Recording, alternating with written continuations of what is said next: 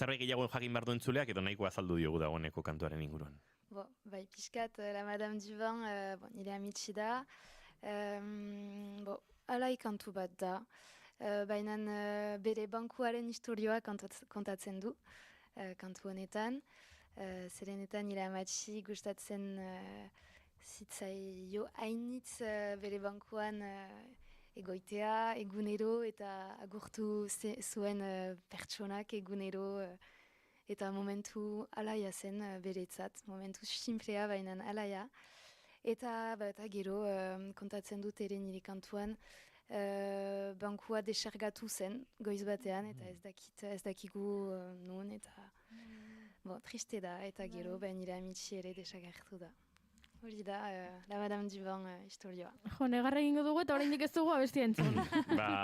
Aizue, hause historioa eta kantua segituan. Juli, zoaz gure set akustikora eta entzungo dugu lehen kanturi.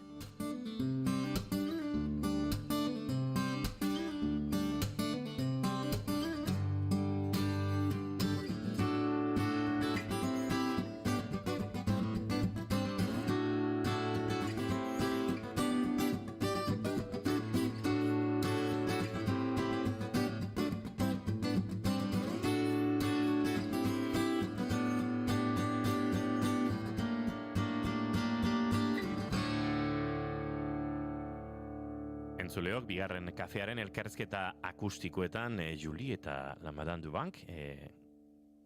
Juli, nahi duzunean.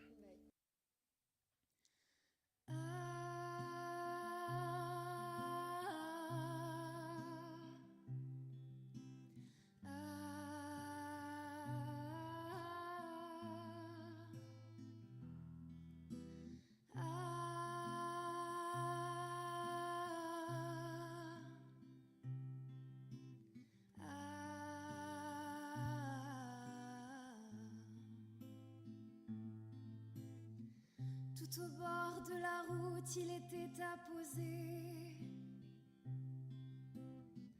des mains de son époux, tout entier fabriqué, d'un boisé rouge ou vert, j'en oublie sa couleur. Il était beau et grand, d'une immense splendeur. Subtil rayon de soleil, elle s'y asseyait. Par son chien Samy, toujours accompagné. La main en l'air, elle levait facilement, d'un sourire éclatant pour saluer les passants. Lui seul a survécu.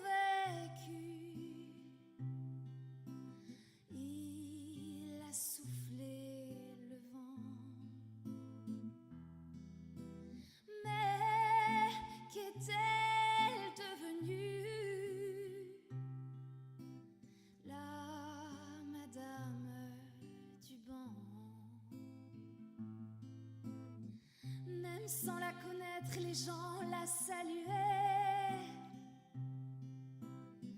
comme un rituel à l'aube allant travailler. Il reconnaît les visages du quartier sombant. Depuis des années, il était leur ascendant. Il la soutenait au fil des saisons.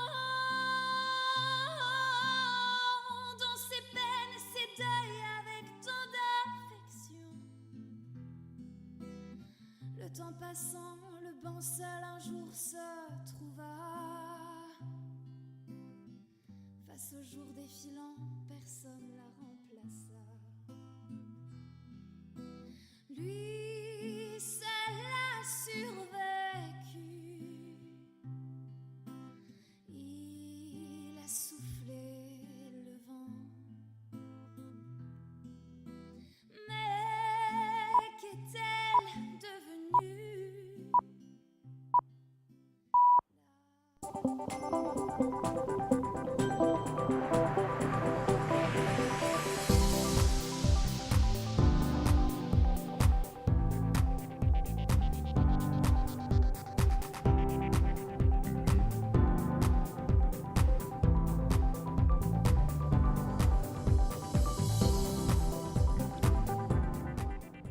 informazioaren aria naiz irratian. Saloa Badiola. Egunon, Euskal Herria goizeko 7 dira, urtarriak 15 ditu, osteguna da, ongi etorri naiz irratira. Egiptoko gobernuak iragarri duenez, Gazaren kudeaketa administratiboa arduratuko den batzordea osatzeko akordio batera heldu dira. Profil teknikoko 15 palestinarrek osatuko dute. Nabarmendutakoaren arabera, 15 kide hauek ez dute inolako loturarik alderdi politikoekin. Edozein kasutan, Israelek hemen beharko du azken oniritzia. Eta nazioarteari jarraiki, Danimarkak Ameriketako Estatu Batuen presioaren okerrena etortzear dela uste du. Groenlandiako presidenteak esan du, Ameriketako Estatu Batuak eta Danimarkaren artean hautatzekotan Europako herrialdea lehenesten duela. Nu står vi med en geopolitisk krise. Og hvis vi skal vælge mellem USA og Danmark her og nu. Asteazken honetan, etxe zurira doaz Groenlandiako eta Danimarkako lehen ministroa joan ziren atzokoan. Groenlandiako gobernuburuak esan du Irlandaren etorkizuna bertako herritarrek erabakiko dutela. Gurera etorrita, Ertzaintza Getxoko hirigintza sailaren bulogoetan sartu da, asteazken honetan Algortako 3 bat jauregitxoa eraitsi osteko ikerketaren baitan. EAJko 2 udalordezkarik loturak zituzten, eraikina bota zuen eraikuntza enpresarekin. Udalak inolako irregulartasunik ukatu du eta salaketa jarri zuen EH Bilduk berriz, udal gobernuak ikerketari jarritako trabak salatu ditu. Mikel Bildosola. Udal gobernunek izan duen jarrera urte eta erdi guzti honen aurrean ez duela ezer esan, ez digu errestasunik jarri eta espero dugu egoera honen aurrean udal gobernu honen jarrera aldatzea eta behintzat ondarearekin jarrera aldatzea. Bestalde, Labek lan esplotazio matxista eta arrazista salatu du adinokoentzako Bilboko hainbat etxebizitza komunitariotan. Osakidetzako erizain den enpresari bakar batek administratuta Txefirroko Lab sindikatuko idazkaritza antiarrazistako arduraduna da. Hainbat langileen lekukoari esker, Bizkaiko enpresaburu baten puzle matxista eta arrazista detektatu ahal dugu orain dela ja urte batetik. Langile migrante eta razializatuak batez ere egoera administratiba irregularian daude.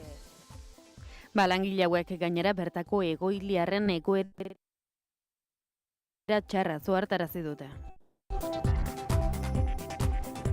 Eta asteazken honetan eman diote hasiera 2026ko txotx denboraldiari Astigarragan Euskal Selekzioko pilotariek ireki dute aurtengo lehenengo kupela. Guretzako euskal pilota ez da kirola bakarra, zerbait gehiago da. Nik uste dut, sagardoakin, bertsolaritzarekin egiten dugula holako kultura berezi bat.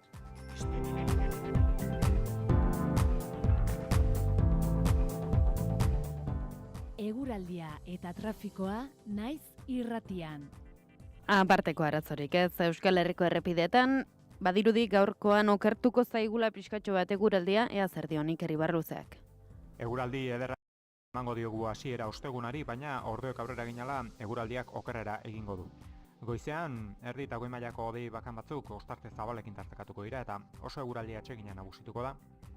Aldiz, eguerdi edo arratsaldeko lehen ordutik aurrera, mendebaldean lehenbizi erdi mailako hodeiak ugarituko dira. Hauek zerua jada nahiko estalirik utziko dute, eta arratsalde erdian mendebaldetik fronte bat iritsiko da, honekin hodeitza trinkotu egingo da, eta euritara joko du. Zaparradak mendebaldetik ekialdera mugituko dira, gauerako lurralde osoan euritan izango da, eta tarteka fronte honek Kantauriar isurialdean bereziki zaparrada politen bat edo beste utziko du.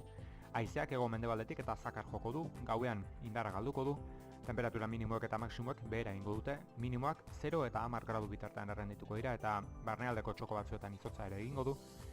Maksimoak Kantauriar isurialdean 11 eta 15 gradu bitartean errendituko dira. Eta hego isurialdean aldiz 9 eta 13 gradu bitartean, temperatura maksimoetan freskoenak, Araba eta Nafarroa erdialdean neurtuko dira, altuenak aldiz kostaldean. Eskerrik asko Iker, goizeko 7 eta 5 minutu.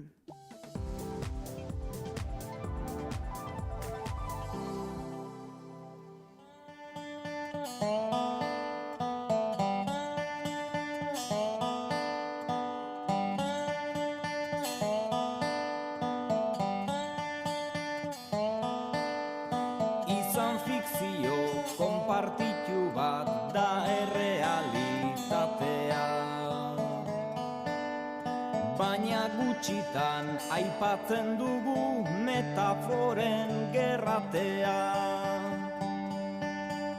Berben jabe izatea da arma fulminantea.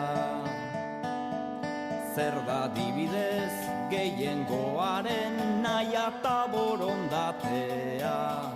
Ez da baizango gutxiengoak nahi gabean irautea.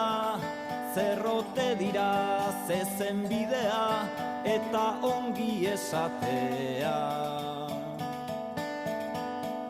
Ta objektibitankea.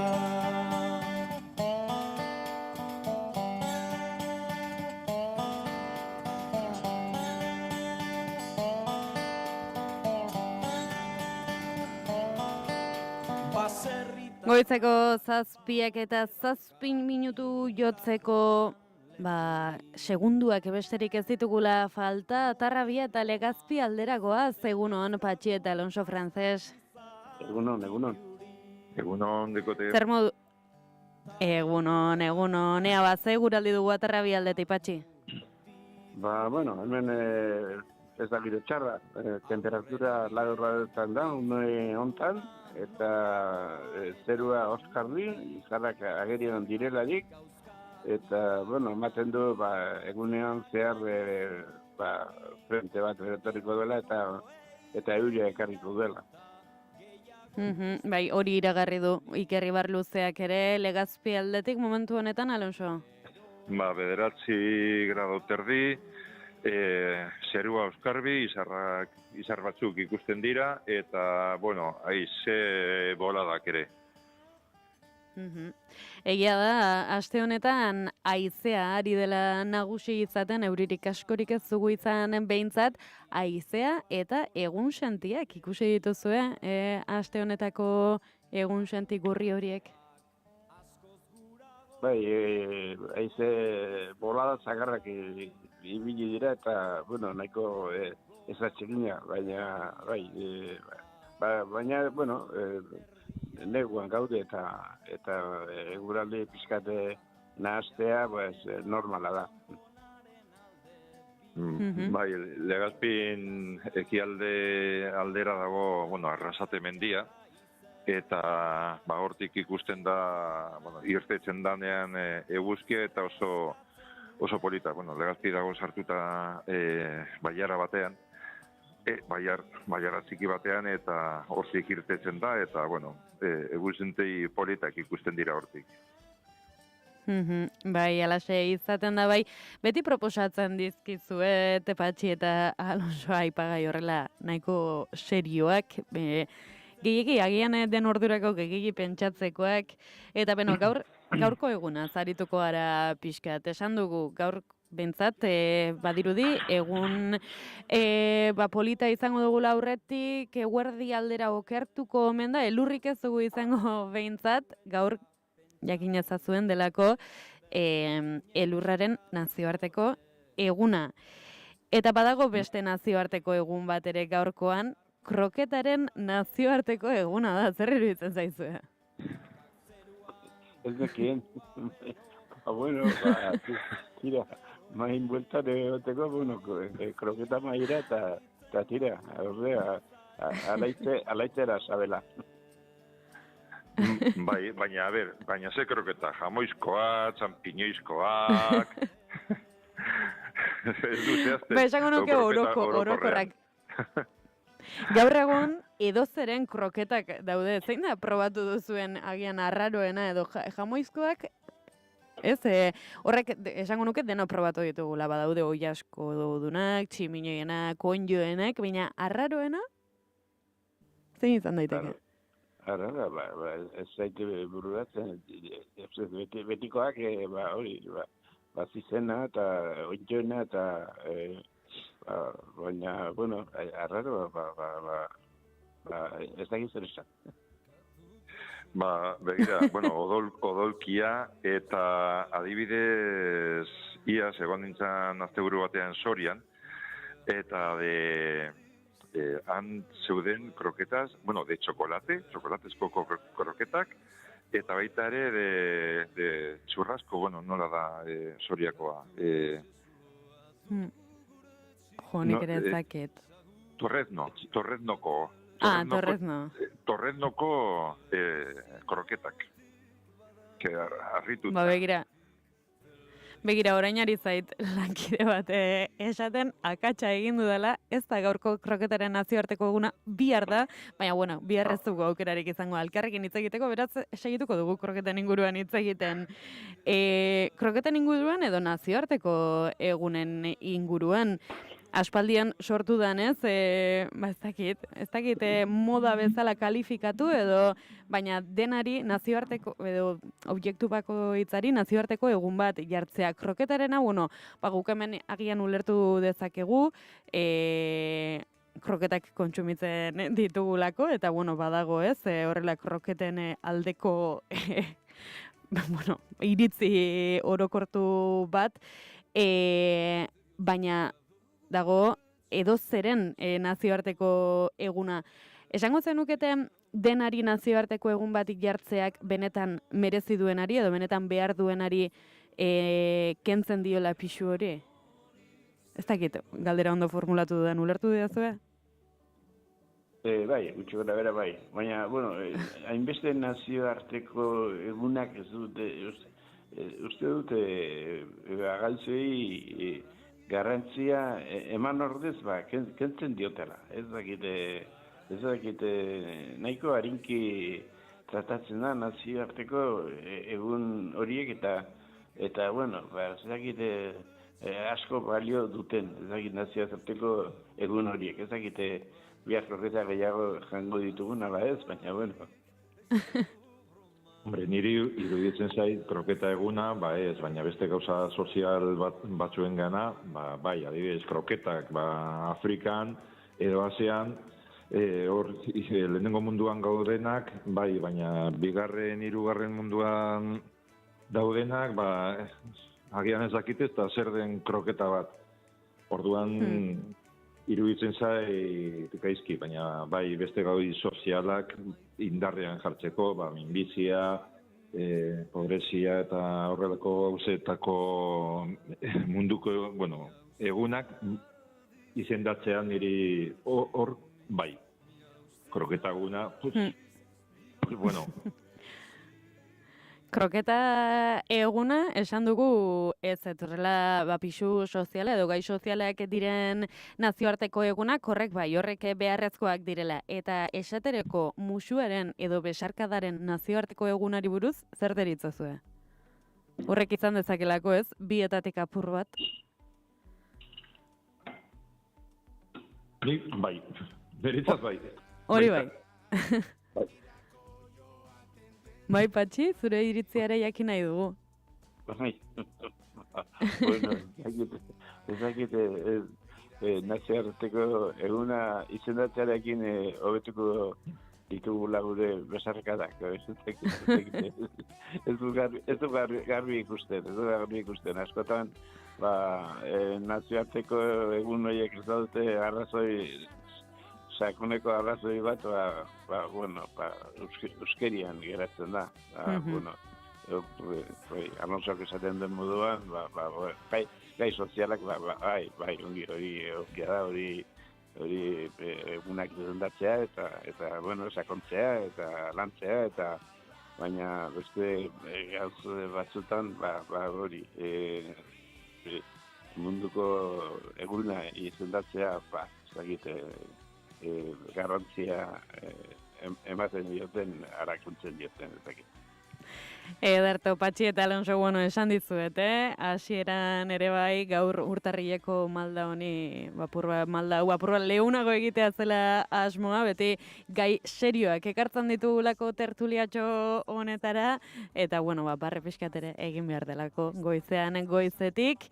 Hemen utzi behar dugu goizeko 7 eta 4 den pasatxo ditugulako dagoeneko, ongi pasa osteguna, baita asteburua ere, eta datorren astean izango gara berriro ere, Patxi eta Alonso. Datorren aste arte ba. Bai, ondo pasa, disfrutatu. Aio.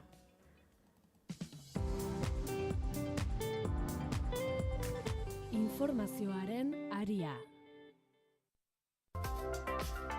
Kultura eta hizkuntza politika sailak hizkuntza politikarako sailburu ordetzak diruz lagundua. Urtarrilaren 18an San Antontxu Mungia. Mungiako merkatarien eta ostalarien elkarteak Euskadiko txorizoen eta odolosteen lehiaketaren 28. edizioa antolatu du Andramarin. Adi nobedadei. Ordu batean dastaketa eta ordu bat aterdietan sari banaketa izango da. Ordu bietan txorizo onenen enkantea. Zatoz Mungiara. Eusko Jaurlaritzako merkataritza sailak eta Mungiako udalak babestutako ekitaldia. Zure sukaldea praktikoagoa eta funtzionalagoa izatea nahi duzu? Anima zaitez orain aldatzera Alkaingo profesional taldearen eskutik. Aholkularitza emango baitizute eta dena antolatuko baitute diseinutik instalaziora. Alkain Hondarribia eta Alkain Astigarraga. Azken joerak eta konponbideak zure sukalde berriarekin asma dezazun. Bai, Alkainen! Irudunek izan nahi duzue? Bai, ala bai! Bai! Gaur hemen Punpaires kriptotxampon berria aurkeztu nahi dizuegu. Ez da kriptotxampon eskaintza bat. Punpaires du izena eta ostegunero 6etan naiz irratian entzun alko duzue. Humorea, elkarrizketa, musika eta euskal komodina. Eta beste 11 kontu. Punpaires umore ikuskizuna ostegunero naiz irratian eta naizen YouTube kanalean. Ongi etorria. Berpikutz, Berpinto, Welcome, Punpaires ikuskizunera.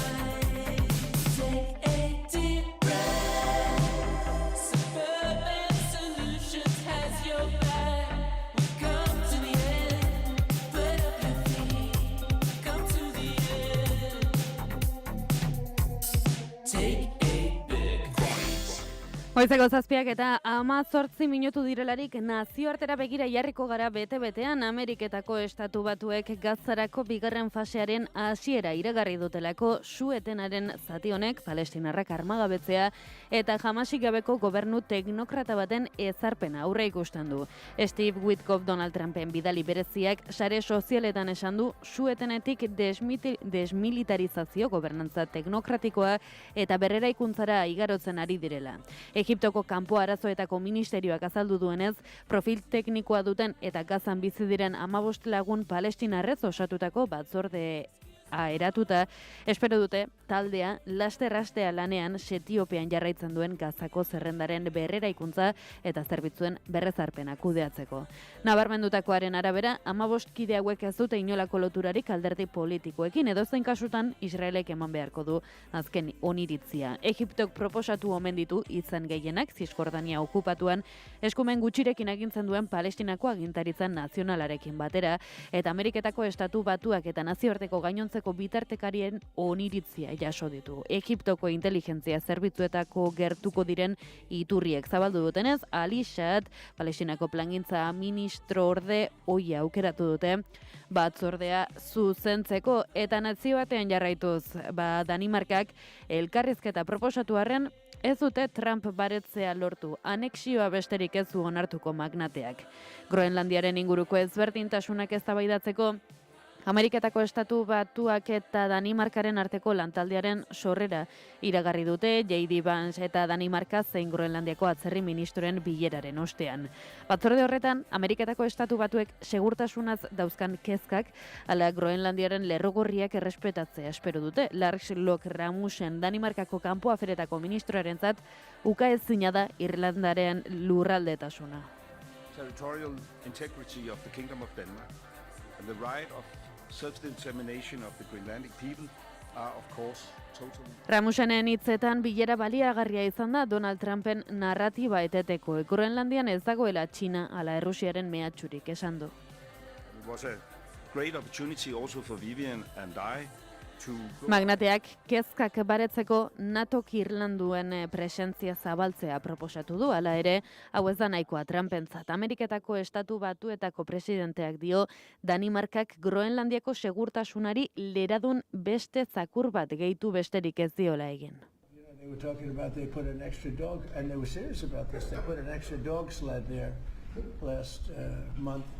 Europar Batasuna Palestina ala Venezuelarekiko menpeko agertu arren Danimarkarentzako babes gisa agertu nahi du orain Ursula von der Leyenek esan du une oro dagoela kontaktuan Kopenhagerekin.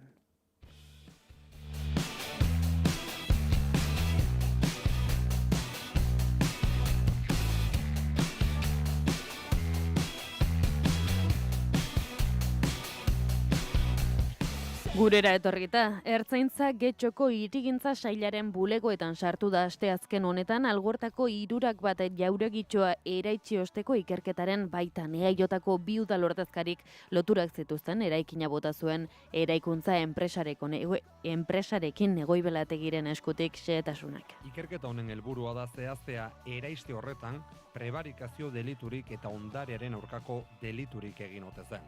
Ertzainek udal bulegoak miatu dituzten bitartean hainbat udaltzain udaletxetik gertu dagoen Santa Clara eraikinaren kanpoaldean egon dira. Ordu bata aldera kutxa batzuk atera dituzte poliziek eta oinez eraman dituzte udaletxetik oso gertu dagoen ertzainetxera. Operazioa Getxoko epaitegiak emandako agindu baten ondorio da. Algortan eraitsi zuten 3 bat jauregitxoak legezko ondare babesa baitzuen. Eraikuntza kooperatiba batek erabaki zuen alde bakarrez eraikina eraistea, luxuzko etxebizitzak eraikitzeko helburuz lursail horretan. Kooperatiba horretan gainera EAJko 2 zinegotzik parte hartzen zutela jakin zen. Inaxio Uriarte eta Irantzu Uriarte zeinak bikotekideak ere badiren. Hain zuzen ere, ostegun honetan ziren deklaratzekoak udaleko zenbait funtzionario auzionit tiraka, baina epaitegiak miaketa hori lehenago egitea erabaki du eta sumario sekretua ezartzea. Erregistroa amaitzean, EAJak eta PSek agindutako Getxoko udalak ikerketa judizialarekin aktiboki kolaboratu dutela ziurtatu du. Gaur egun udalak ez du inolako ziurtasunik espediente honetan irregulartasunik egon denik. Ohiko kontrolekin izapidetu da eta teknikari eskudunek berrikusi dute eta dagozkion txostenak ditu legezkotasun esparruaren barruan.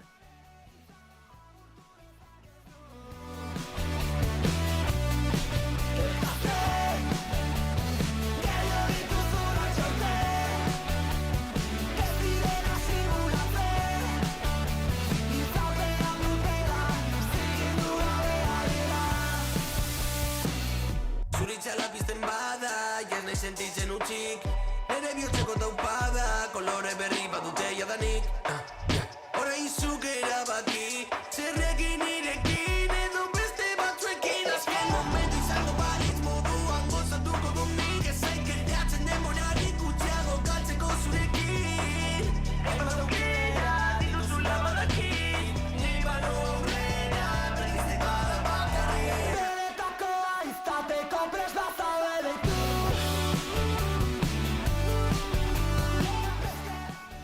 Azken hilabeteetan jarrera zaldatzea erabaki du Araba, Bizkaia eta Gipuzkoako Podemos alderdiak erakundetako aurrekontuen negoziazioak izan dira gure duela gutxi arte eta herritarrentzat onurak lortzeko akordioak itxi dituztela goraipatu du Maite Gartziak. Euskal Autonomia Erkidegoko Podemoseko idazkari ordeak zaintza jarri dutela erdigunean aurrekontua igotzea lortu dutela esan du besteak beste.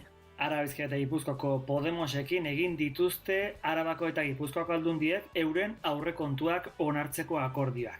Zaintza erdigunean jarri dutela eta pozik mintzatu da Naiz Irratiko mikrofonetan Maite Gartzia, Euskal Autonomia Erkidegoko Podemoseko idazkari nagusiaren albokoa. Zere onurak gizartearentzako, gizarte gehiengo batentzako. Egia da, hauek ez dira gure aurrekontuak, ez dira Podemoseko aurrekontuak. Podemoseko aurrekontuak izango balira beste modu batean eraikinak egongo ziren, ez? Baina Egia da, aspaldi erabaki degula, ez degula kejan gelditu nahi baizik eta ahal badegu zerbait lortu, onura batzuk lortu gure herritarrentzako, hor egongo gea. Lakuako gobernuaren eta Espainiakoren artean eskuduntzen transferentzian sortu den zalapartaz, Gartziak esan du eurek ez dutela eztabaida hori sustatuko. Behintzat, mahai gainean jartzen dena edo gu kanpotik ikusten deguna da, nor maite du gehiago gure ikurriña. Eta gu horretan ez geha sartuko. Bai, ulertzen dugu egon behar dirala, ulertzen dugu egon behar dirala eta ez daudela, osea paktua egia da, oraindikan ez dala burutu, baina ulertzen dugu burutuko dela.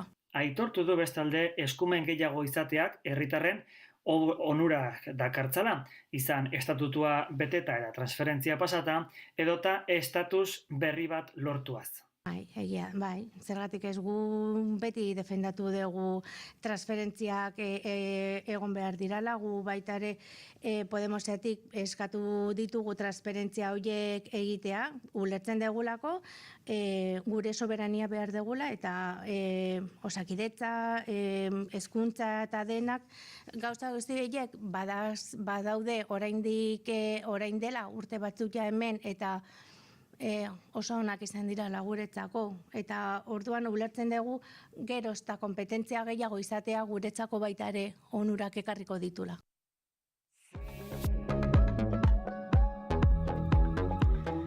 Labek lan esplotazio matxista eta arrazista salatu du adinekoentzako Bilboko hainbat etxebizitza komunitariotan. Osakidetzako erizainen enpresari bakar batek administratuta, langile hauek gainera bertako egoilarren egoera txarraz ohartarazi dute. Dagoeneko 10 langile joan dira sindikatura kontraturik gabe edo benetako lanaldiarekin bat ez datozen kontratuekin enplegatuak izan direla azaltzeko, baita enplegatzaileari gizarte segurantza ordaintzera behartuta daudela esatera ere. Enpresari hau erizaina ere bada Osakidetzan eta Bilboko etxebizitza komunitarioez gain gehiago administratzen ditu Bizkaiko hainbat udalerritan, hala nola Zornotzan eta Durangon. Txefirroko Lab Sindikatuko idazkaritza antiarrazistako arduraduna da. Hainbat langileen lekukoari esker, Bizkaiko enpresaburu baten puzzle matxista eta rasista detektatu ahal dugu orain dela ja urte batetik. Langile migrante eta razializatuak batez ere egoera administratiba irregularian daude. Lab Sindikatuak nabarmendu du era berean etxebizitza komunitario horietako kudeatzaile honek negoziazioa nabarmen handitu duela azken urteetan eta etekin ekonomikoak biderkatu dituela. Azken 5 urteetan 8 zentro berria absorbitu edo erosi ditu. Bakarrik azken urtean bere ganantzia netak estimatzen dugu 2 milio euro edo goragoa. Roko Kiazko abuztuan ezagutu zuten kasu bereziki larri bat kontatu du. Langile hori etxebizitza komunitarioetako baten egon zen lanean 5 urtez kontraturik gabe. Enplegu emaileari lan baimen bat lortu alizateko idatzizko kontratu bat egiteko eskatu zionean, hark ez zion jaramonik egin bere mezuei eta erantzun zionean gizarte segurantza bere gainartzeko eskatu zion. Langile honen eta beste batzuen egoerak islatzen du Laben arabera, matxismoaren eta arrazakerian oinarritutako eredu bat emakume zaurgarriei bideratutakoa espreski. Maider Biso Bizkaiko egoitzetako Labeko arduradunak ziurtatu duenez, sindikatuak hainbat salaketa judizial jarri ditu eta horien bidez hainbat langileri gizarte segurantzan alta ematea lortu dute. Nahikoa da administrazioek beste aldera begiratzearekin. Bizkaiko Foru Aldundia da zentro horiei lizentziak ematen dizkiena eta azken finean bertako langileen baldintzen eta erabiltzaileek jasoten duten arreta faltaren arduraduna. Erantzunkizuna bere gain har dezala eskatzen dugu.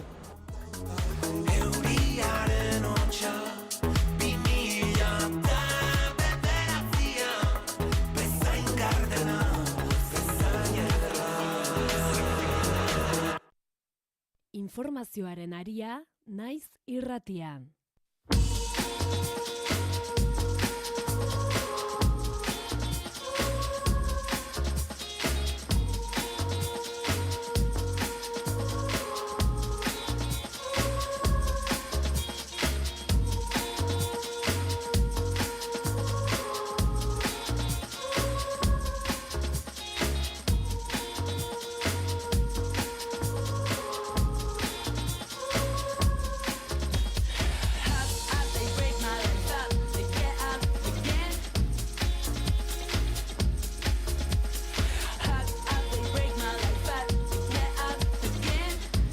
Goizeko 7:00 pasa ditugu eta bagoaz gaurko Gara eta Naizen editorialarekin. Horrela dio gaurkoak, desobedientzia eskubidea zaindu beharreko altxorra.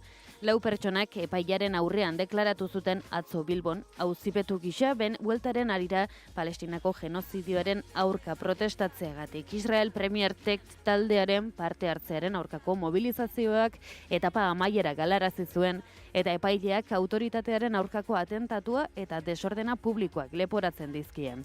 Azken delitu hori egotzita beste 2 pertsona atxilotu zituen atzo Iruñean polizia espainolak. Kasu horretan, urriaren 15ean Palestinaren alde deitutako greba orokorrean izandako istiluekin justifikatu zituzten atxilotzeak. Poliziaren ikerketa bat dago oinarrian eta ez epaile baten agindua. Protesta eta desobedientzia eskubideak ere kolokan egon dira Aroztegiko kasuan. Lehenengo instantziako epaileak 7 auzipetuek talde kriminala osatzen dutela ezeztatu eta gero atzo Nafarroako auzitegiak epaia berretsi zuen akusazioaren errekurtsoa gaitzetxiz. Baztango proiektu espekulatibo horren aurka protesta egiteagatik epaitutako lagunek kartzela zigor eskaera handiei aurregin behar izan diete eta ibilbidea ez da amaitu sustatzaileek auzitegi gorenera jo dezaketelako diru gosea ase eta mendekua hartzeko. Protesta eta desobedientzia kriminalizatzeko prozesuaren 3 fase biltzen dituzte atzo pilatutako 3 albiste horiek, poliziaren alde bakarreko ikerketarekin hasten direnak eta sarri prozesu judizial luze baten katramilatzen direnak. Baina era berean 3 kasuak dira mobilizazio horien garrantziaren erakusle. Aroztegiko proiektua limbo batean dago orain, baina obrak geldiarazi zituzten kanpaldirik gabe eraikuntza lanak amaituta leudeke honezkero eta egintza burutuen eraikuntza lanak amaituta politika errege den lurraldean atzera biderik ez luke izango proiektuak. Palestinaren kasuan, bueltan Euskal Herrian eztanda egin zuen protesta mugarri nabarmena izan da Israel Premier Text taldearekin sionistek egiten zuten esport washing-a eteteko. Aurten ez da tropelean egongo.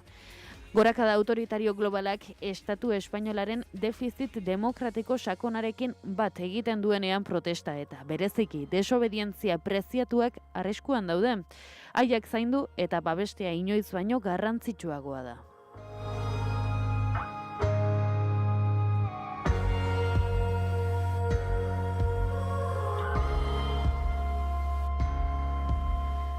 Eta bagoaz, gaurko azalen errepasoa egitera ere, etxetik hasiko gara egunero bezala Gara egunkariarekin. Titularrak zera dio. Danimarkak ez du Donald Trumpen konkista nahia gutxitu. Ramusen ministroak lantalde bat iragarri du Groenlandiari buruzko desadostasunak aztertzeko, baina onartu du Washingtongo bilerak ez duela estatu batuen asmo espantsionista aldatu. Gutxitan ikusi dugun irudi bat gaurko azalean. Ertzaintzak Getxoko udala miatu zuen atzo, 3 bat jauregitxoaren eraispenean prebarikazio eta ondarearen aurkako delituak egin zituelakoan kooperatiba batek luxuzko etxebizitzak egin zitzan. Kooperatiba horretan EAJko 2 zinegotzik hartzen dute parte. Berriaren titularrak dio Bilboko 15 etxebizitza komunitariotan lan esplotazioko sare bat dagoela salatu dutela. Lab sindikatuak lan ikuskaritzara jo du. Enpresari batek kontraturik gabe eta eskubideak urratuta dauzkalakoan bere langileak. Emakume migratuen babesik eza baliatzea leporatu diote enpresaburuari eta etxeetako jarduna ez kontrolatzea aldundiari. Argazkian guk titularrean nabarmendu dugun gai berbera. Groenlandiaren auzian ez dutela lortu etxe zuriaren jarrera aldatzea. Deia egunkariak dio Pradalesek eta Ubarretxenak gaur erabakiko dutela aurrerapenek transferentziak isteko balioko duten, ala ez. 24 orduko akordiorik gabe, Sánchezen agendaren aurrean jarrera gogortuko duela iragarri du EAJko presidenteak. Eta protesta bat, argazkian Guruzetako ospitalaren aurrean egin zuten elkarretaratzea atzo medikuek estatu mailan antolatutako grebaren baitan gaur dute 2. eguna. Hasi da txotx denboraldia eta horixe bera nabarmendu du Notizias de Gipuzkoak. Astigarragako Petritegi Sagardotegian atzo egindako ekitaldian Euskal Selekzioko pilotariak izan ziren txotx denboraldiaren irekiararen protagonistak. Eta titularrean bestelako kontu bat, Gipuzkoako Foru Aldundiak adingaben aurkako 3 abusu kasu atzeman zituela kirol arloan. Diario de Notiziasek dio Nafarroan hitzartutako soldatak prezioak baino 10% gutxiago igo direla. Beste bat datu bat ere badago nabarmenduta gaurkoan. Nafarroak indarkeria matxistako 2156 kasu dituela aktibo. Argazkian Iruñeko Nabarreria auzoko Oskus zaharra okupatzen zuen barne patioaren itxura. Eta Diario de Navarran titularrek beste hainbeste hedabidek egin bezala Groenlandiari buruzko goi bilerak ez duela zalantzarik argitu, baina Trumpek Ameriketako estatu batuetan sartzeko eskatu duela. Eta argazkian ere berritasunik ez, atzoko medikuen grebaren baitan antolatutako mobilizazioetako bat. El Correoren bi edizioak desberdinak dira gaurkoan. Bizkaikoan titularrek, Getxoko udalaren inguruan zabalduten ikerketaren ingurukoak dakartza Jauregitxo auziaren eskandaluak eztanda egin diola EAJ-ari Getxon 3 zinegotzi ikertuta. Arabakoan ordea, ekonomia kontuak Mercedes Vitoriak 100 langile baino gehiago kontratatu dituela furgoneta elektrikoa muntatzeko. Argazkiei dagokienez Bizkaikoan titularrari lotuta Getxoko aipatu jauregia, 3 jauregia da argazkikoa, eta Arabakoan futbola nagusi bart izan zuen Alabesek kopako final 8renena, Raioren aurka eta irabazi. Eta El Diario Baskorekin amaituz, titularrak Foru Arauaren atzerapenak airean utzi duela turismo tasa aurtengo udan kobratzea. Argazkian, txotx denboraldiaren irekiera.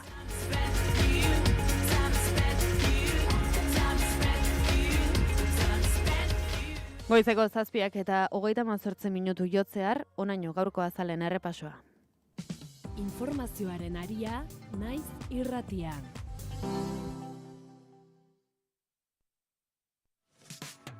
Naiz irratian, zure ahots mezuaren zain gaude. Hartu mugikorra, sartu WhatsAppen, grabatu eta bidali 644-632-99 zenbakira parte hartu ahal izateko. Piztu, entzun, Naiz irratia. Informazioaren aria, naiz irratia.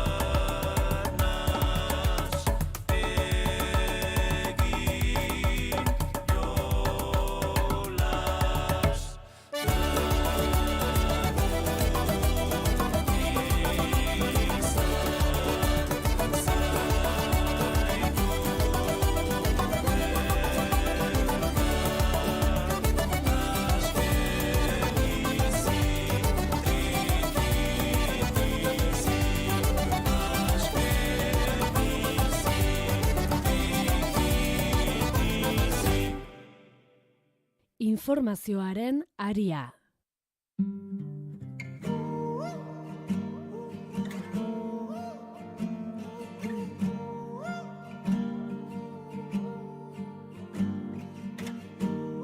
Esku eman dit baina ez dut ulertzen zergatik goen urduri Agianik ez dakidan zerbait berak badaki Tamino urruti Estu ibili gara eriotzarekin Eta ez gara erruki Ez jonean zain Zai, egon lasai, ez nabil urruti Ez jonean zai, egon lasai Duidaz uizuti ez galdu Goizeko 7 eta 54 minutu ditugu nire lankidei egunonak eman beharrean nago. Iraia Kamra, Oñatzaizpuru eta Iker Gurrutxaga egunon. Egunon. Egunon. Eta oinatzik ez dago. Bueno, badago, baina agian oraindik. Bai, bana. Muteatuta. Ja. Hori esaten duzu. Ja. Bueno, zer moduz osteguna nabari duzu urtarrilek. Bai. Nuntzinen ba. Aste arteare, euskal. Jesus, ez mesedez. Nabari duzu urtarrileko malda esaten zaion hori. Nire egiten ari zait oso luzea. Ni niri kontrakoa. Bai. Zuak izu. Oraindik 15 da, Ja, ta. Desente harinago ari zait egiten karo. Bai. Oporrak eta gero, eta... Batzuk oporrak izan dituzte eta hori dena. Claro, bueno, oporrak librantzegunak. Bueno, bai. Gauza desberdina dela. Bai. Niri errez ari zait egiten. Karo, futbola tartean egoteak eta horre guztiak niri laguntzen du. Adindu egiten dit. Bai, errutinatik irtetzeak. Ez, errutinatik irtetzea ez. Lan gutxigo. Lan gutxigo baino gehiago karga, bai. Karga pixka bat arintzen zait. Lan gutxiago ez, orduko puruak eta kasu gehiago. Bai, antzekarako. Baina, beste estres maila batean. Niri maldan gora ez, baina hori daukat sentsazio urtarrien sartu ginera orain dela 2 hilabete. Bueno. Bai, nik ere bai apur bat irege. Eta batez ere daukat aste hau egiten luze. Bai, egia da. Normaltasuna, igual, buntatu da. Bai, izan daite. Bai, adiez igandean nire buruan zegoen bakarra da, ostrast, 5 lan egun. Aurreko astean dola 3 izan ziren. Bueno, 4. Bai. Hori bat gehitu bai, baina larun bate izan zen pixkat juerga bezala. Bai, baina... Zein? Larun bata? Larun batean Ikertani Bilbon izan ginen. Claro, egia. Lan eguna da, baina, bueno, pixkat... Egin behar. Bai, baina... Bai, ondo pasatzen duzu. Bai, egia da. Orduan ez duzu hartzen ezakit hemen 4 paret artean egota bezala. Bai, hotza egituz. Atzo oinatzek barra egin zidan, baina da txangoa. Bai, hori da, bai. Atzo lander joan zen txangoan, Petritegira, eta zuek larun batean etorri zineten Bilbora txangoan. Hori da, bai, eta egiten da, ezakit entretenigarriago, edo ezakit, nola, ezberdina den ez duzu horren beste lotzen lan giroarekin. Bai, zerbait ezberdina. Ezakite, igual da bakoitzak bere burua engainatzeko duen metodoa, izan daiteke ere, baina niri balio dit. Orduan, txango gehiago manten nahi badizkiazue ondo, Beti da, gauza ezberdina jentzunean beti da. Bai. Errexago itzen da. Bai, horrela da. Ez dakit zuei gertatzen zaizue, baina nik izaten du benetan, umetan txangoan joaten ginenean aurreko gauean izaten zenituen horrelako nervioak, tokatzen zaidanean zerbait kubritzea kanpoan izaten ditut, horrek nervioak ere lotara sartzen nahi zenean. Bihar desberdina, bihar, dena prestizan behar dut. Niri behar bada txangoaren arabera kasu honetan. Bakarrik egin behar badut bai, baina beste norretekin manual lasaiago noa. Bai? Bai, bakarrik azkenean ezakit, karga guztia zure gain dago, eta zuk egin behar duzu ondo, beste batekin bazaz karga konpartitua da, orduan, lasaiago noa. Bai, gidoia ondo itxita bado eta bai. ondo errexagoa. Gero da, improvisazioa, gehiago, adibidez joan berrazu kalera eta reportaje bat itea ezerrezetik, zaiagoa. Hori bai, horandatzen da.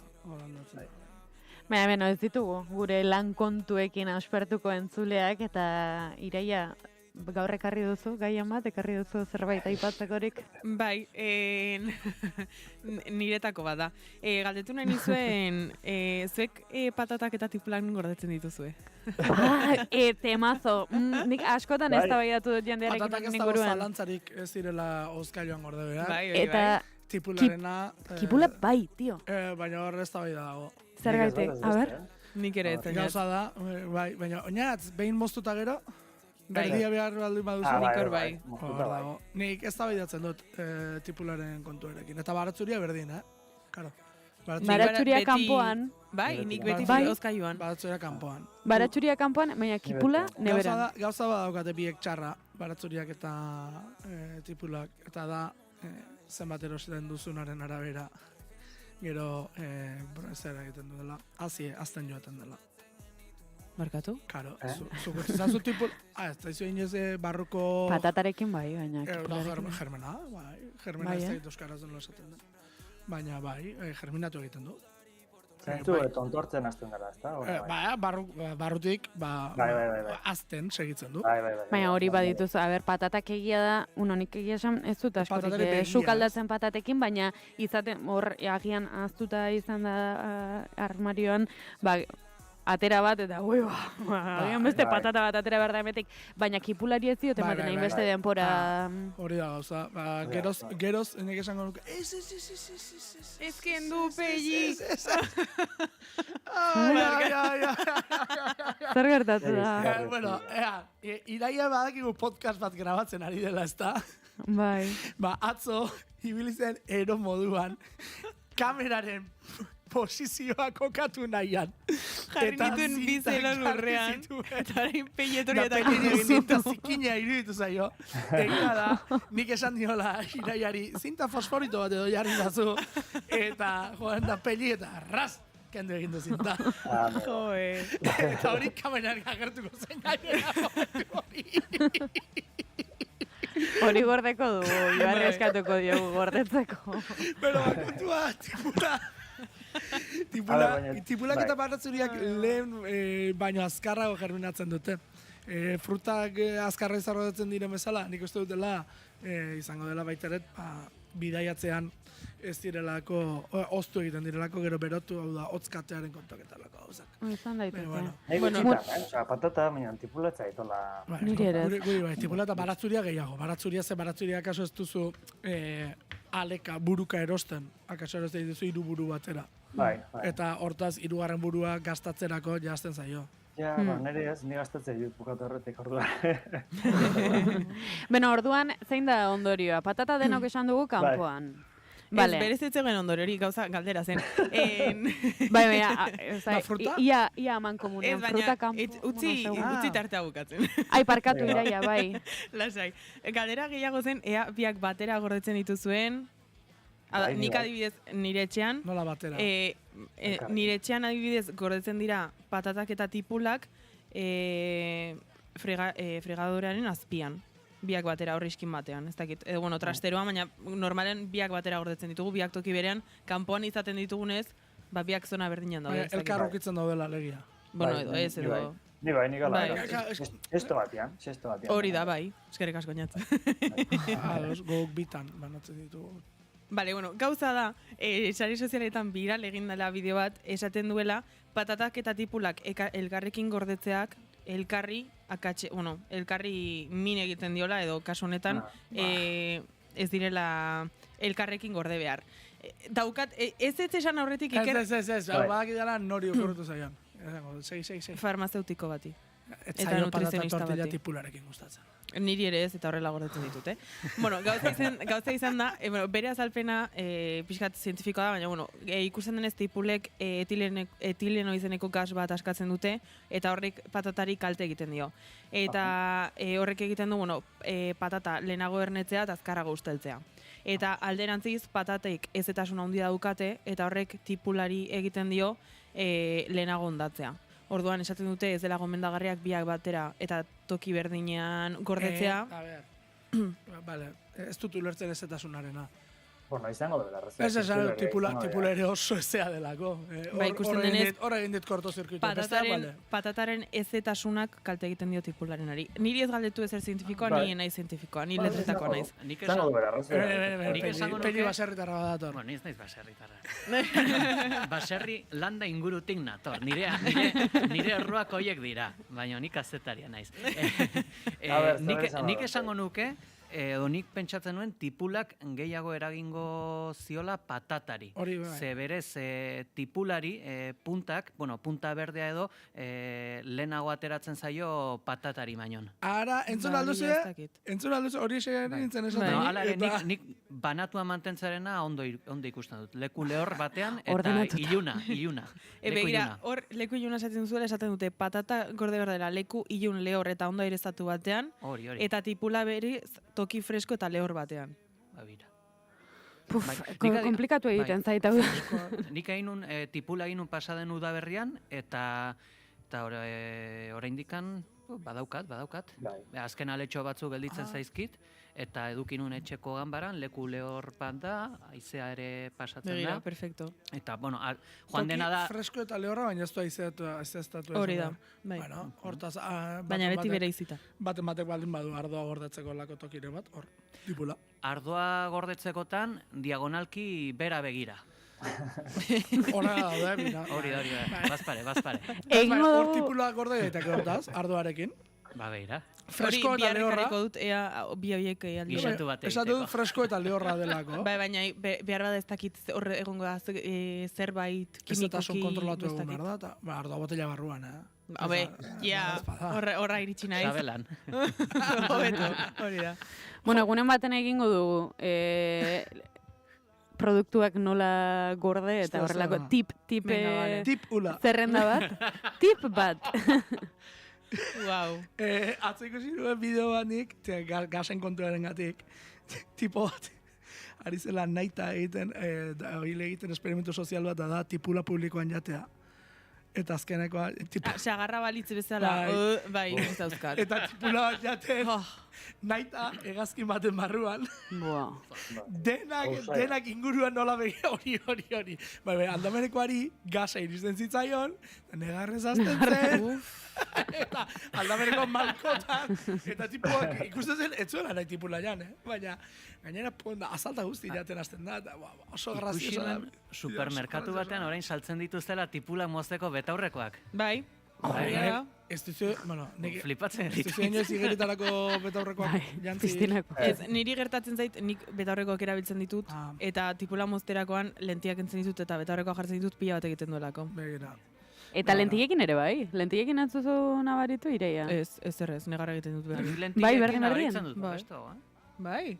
Nik ere bai. Molestoago, esan duzu. Ez, hobe. Hobeto? Edo takearekin ere bai. Lentillak baditut, San Juan zu gau batean, lentillakin atera gauean, da, hobe. Benetan, niri pila bat lehortzen zaizkit. Bai, izan daiteke lentillaren materialaren arabera ere bai, baita ere. Bai, zen milaka material daude. Bai. Bueno, ez hor lotura, egon daiteke edo begiaren zurian, esan baten egiten dizuen bakoitzari. Bai, nik oso begi lehorra dauzkat, orduan horrek asko egiten du. Hori guztia, bitxia da. Biharko tertuliarako. Hori da, biharko tip bat, onartzen badidazue, tipularekin negarrez egiteko, sartu behar da, besoak sartu, kondoraino, eta labana ere bai, dena busti. Dena busti, eta ia ez duzu negarra egiten. Benetan? Hori da, funtzionatzen du, Eta nabaritzen duzunean berriro busti. Eta tipularen gasak, esan dugula zerbait, badirudi, oso ona omen da, gauean ez dulik ez egiteko. Ara? Ostras, bentxe behar dut. Zuk logelan tipula erdi bat edo jartzen baldin baduzu, ez dula... Joar teknikariek baietz esaten du. Beti. Umei asko jartzen zai hori. Benetan. Hemen aitatxo oinatzen. Eta muki asko dituzunean, berakatz agin bat sartu zurtzeiotik. Hori ez. Sudur zulotik, baratxo hori alde bat sartzea. Iraiaren aurpegia ikusteko izan da. Surtziotik. Bueno, gauza bitxi. Edo, tipularen asko gustatzen zai, badaki neko efektibo dela, baina etzai gustatzen usaina. Claro. Hortaz, hor izaten da dilema. Ze gainera tipularen usaina berdin duzte jartzen duzun aldamenean. Kandela politxena eta gozoena duena jarri, tipularekin tapatuko du. Ez dakit, hor badago.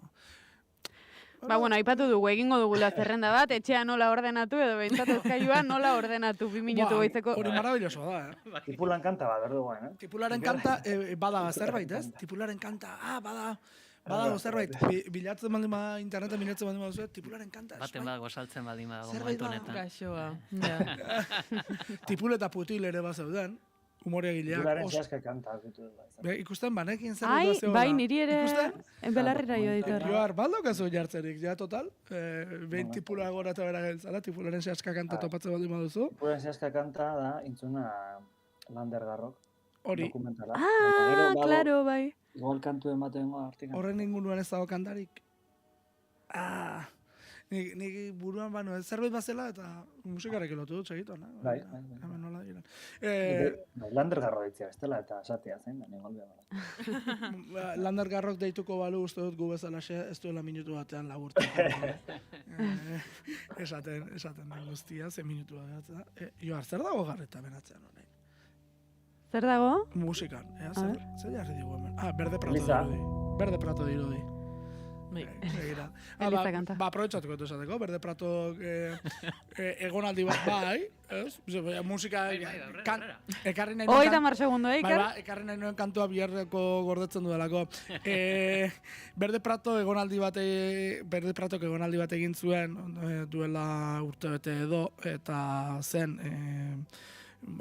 Kataluniako artista batekin izan zuen hau zen Ifort egonaldia, artistaren izena azkarrako batean ikusten dudan, Clara Aguilarrekin, eta orain alderantziz, bigarrengo egonaldia egingo dute, ez dakit lehen da biziko Katalunian izan zen eta orain aldrebez, baina, Berde Prato egonaldi horretan dagoela hau zen Ifort. Hortxe Berde Prato eta egonaldia goizeko 8:00 bihar arte. Bihar arte. Aio.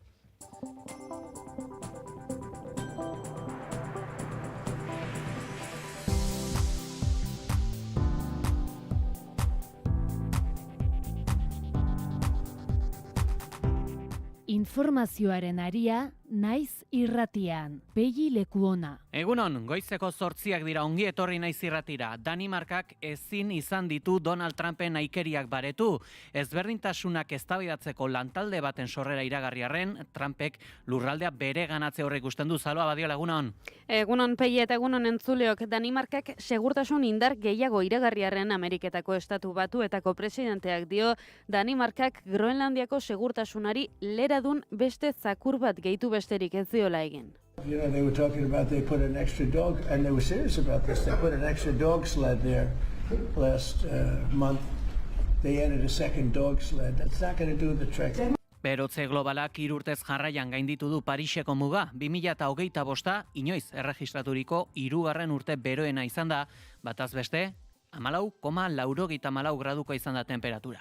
Orain hamarkada bat sinatutako Pariseko itunean helburua argia ezarritzen. Lurraren temperatura industria aurrean baino 1,5 gradu altuagoa ez izatea, baina agerian dago hori lortzeko beharrezko neurriak ez direla hartzen ari. Gurean berriz, ertzaintzak Etxoko udalean miaketa egin du 101 jauregitxoaren eraisketan prebarikazioaren eta ondarearen aurkako delituak egon ote diren zehazteko. Ertzainek udalboleguak miatu dituzte bitartean, hainbat udaltzain udaletxerik gertu dagoen Santa Clara eraikinaren kanpoaldean egon dira. Ordu batak aldera kutxa batzuk atera dituzte poliziek, eta oinez eraman dituzte udaletxetik oso gertu dagoen ertzainetxera. Erregistroa amaitzean, EAJak eta PSek agindutako Getxoko udalak ikerketa judizialarekin aktiboki kolaboratu duela ziurtatu du Amaia Agirre alkatea. Gaur egun udalak ez du inolako ziurtasunik espediente honetan irregulartasunik egon denik. Ohiko kontrolekin izapidetu da eta teknikari eskudunek berrikusi dute eta dagozkion txostenak ditu legezkotasun esparruaren barruan. Getxoko udaleko oposizio taldeek Eusko Alderdi Jeltzaleak eskatzen duen ikerketan konfidantza dute. Harago joan da ere, PPko Eduardo Andrade, berak uste du Amaia Agirre alkateak dimisio aurkeztu behar duela, albezain beste egin duelako argipenik ez egoteko. A día de hoy entendemos que la alcaldesa de Getxo tiene que dimitir, ¿no? Hoy es el broche final, el otro punto más, ya la gota que colma el vaso de una gestión de esta alcaldesa nefasta que va acumulando y acumulando y acumulando despropósitos, que no gobiernan el partido suyo, no gobiernan el ayuntamiento y no gobiernan en ningún sitio, ¿no? 2022ko eta 2023ko urrien artean, akatsak zituzten 6.873 foam bala bueltatu zituzten Arkautiko Ertzaintzaren komisaldegi zentralera. Lakuak polizientzat 1,8 milioi eurorekin erosi zituen foam balen 17% dira akatsdunaz honen bestez. Sirbalek aurreko zatia horia dute, ibilbide laburrago egiten dute, eta ertzain arduradunaren baimenarekin berehala jaurti dezakete ertzainak. Zir isa modeloa gogorragoa da, punta berdea du eta distantzia luzeagotara jaurtitzen da. Hauek erabiltzeko lurraldeko ertzaintza buruaren baimena behar da. Enba, Ene eta Oagna sindikatuek mobilizazioa antolatu dute gaurko Biriatuko bidesarian dermatosi nodular kutsakorraren aurrean, sentitzen duten babesgabetasunagatik zein Europar Batasuna Mercosur akordioagatik. Ohar batean, sindikatuek exigitu dute estatu frantsesaren mugakide diren lurraldeetan eta hala eskatzen duten autonomia erkidegoetan abereak txertatzea era berean azpimarratu dute txertatutako eta txertatu gabeko eremuetako animaliak elkarrekin bizi diren herrimendien gaiari heltzeko beharra. Eta eman diote, hasiera 2026ko txotx denboraldiari, Sagardo Berriaren egunaren 33. edizioan Euskal Pilota selekzio izan da, tragoa ematen lehena. Gure Sagardo Berria! Jose Mari Michelena Euskal Pilota selekzioko lehendakariak pilota bertsoa eta sagardoaren arteko lotura azpimarratu du Euskal kulturaren ardatz gisa. Guretzako Euskal Pilota ez da kirola bakarra, zerbait gehiago da. Nik uste dut, sagardoakin, bersolaritzakin, egiten dugula olako kultura berezi bat.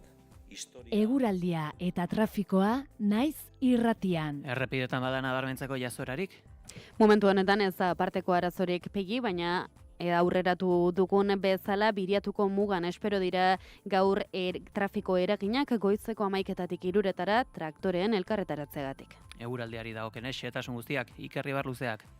Eguraldi ederrarekin emango diogu hasiera ostegunari, baina orduek aurrera ginala eguraldiak okerrera egingo du. Goizean, erdi eta goi mailako hodei bakan batzuk ostarte zabalekin tartekatuko dira eta oso eguraldia atsegina nagusituko da. Aldiz, eguerdi edo arratsaldeko lehen ordutik aurrera, mendebaldean lehenbizi erdi mailako hodeiak ugarituko dira. Hauek zerua jada nahiko estalirik utziko dute, eta arratsalde erdian mendebaldetik fronte bat iritsiko da, honekin hodeitza trinkotu egingo da, eta euritara joko du. Zaparradak mendebaldetik ekialdera mugituko dira, gauerako lurralde osoan euritan izango da, eta tarteka fronte honek Kantauriar isurialdean bereziki zaparrada politen bat edo beste utziko du. Haizeak hego mendebaldetik eta zakar joko du, gauean indarra galduko du, temperatura minimoek eta maksimoek behera ingo dute, minimoak 0 eta 10 gradu bitartean errendituko dira eta barnealdeko txoko batzuetan izotza ere egingo du, maksimoak Kantauriar isurialdean 11 eta 15 gradu bitartean errendituko dira. Eta ego isurialdean aldiz 9 eta 13 gradu bitartean, temperatura maksimoetan freskoenak, Araba eta Nafarroa erdialdean neurtuko dira, altuenak aldiz, kostaldean. Jarraizpurua teknikan, urtarrilak 15 da, osteguna. Informazioaren aria.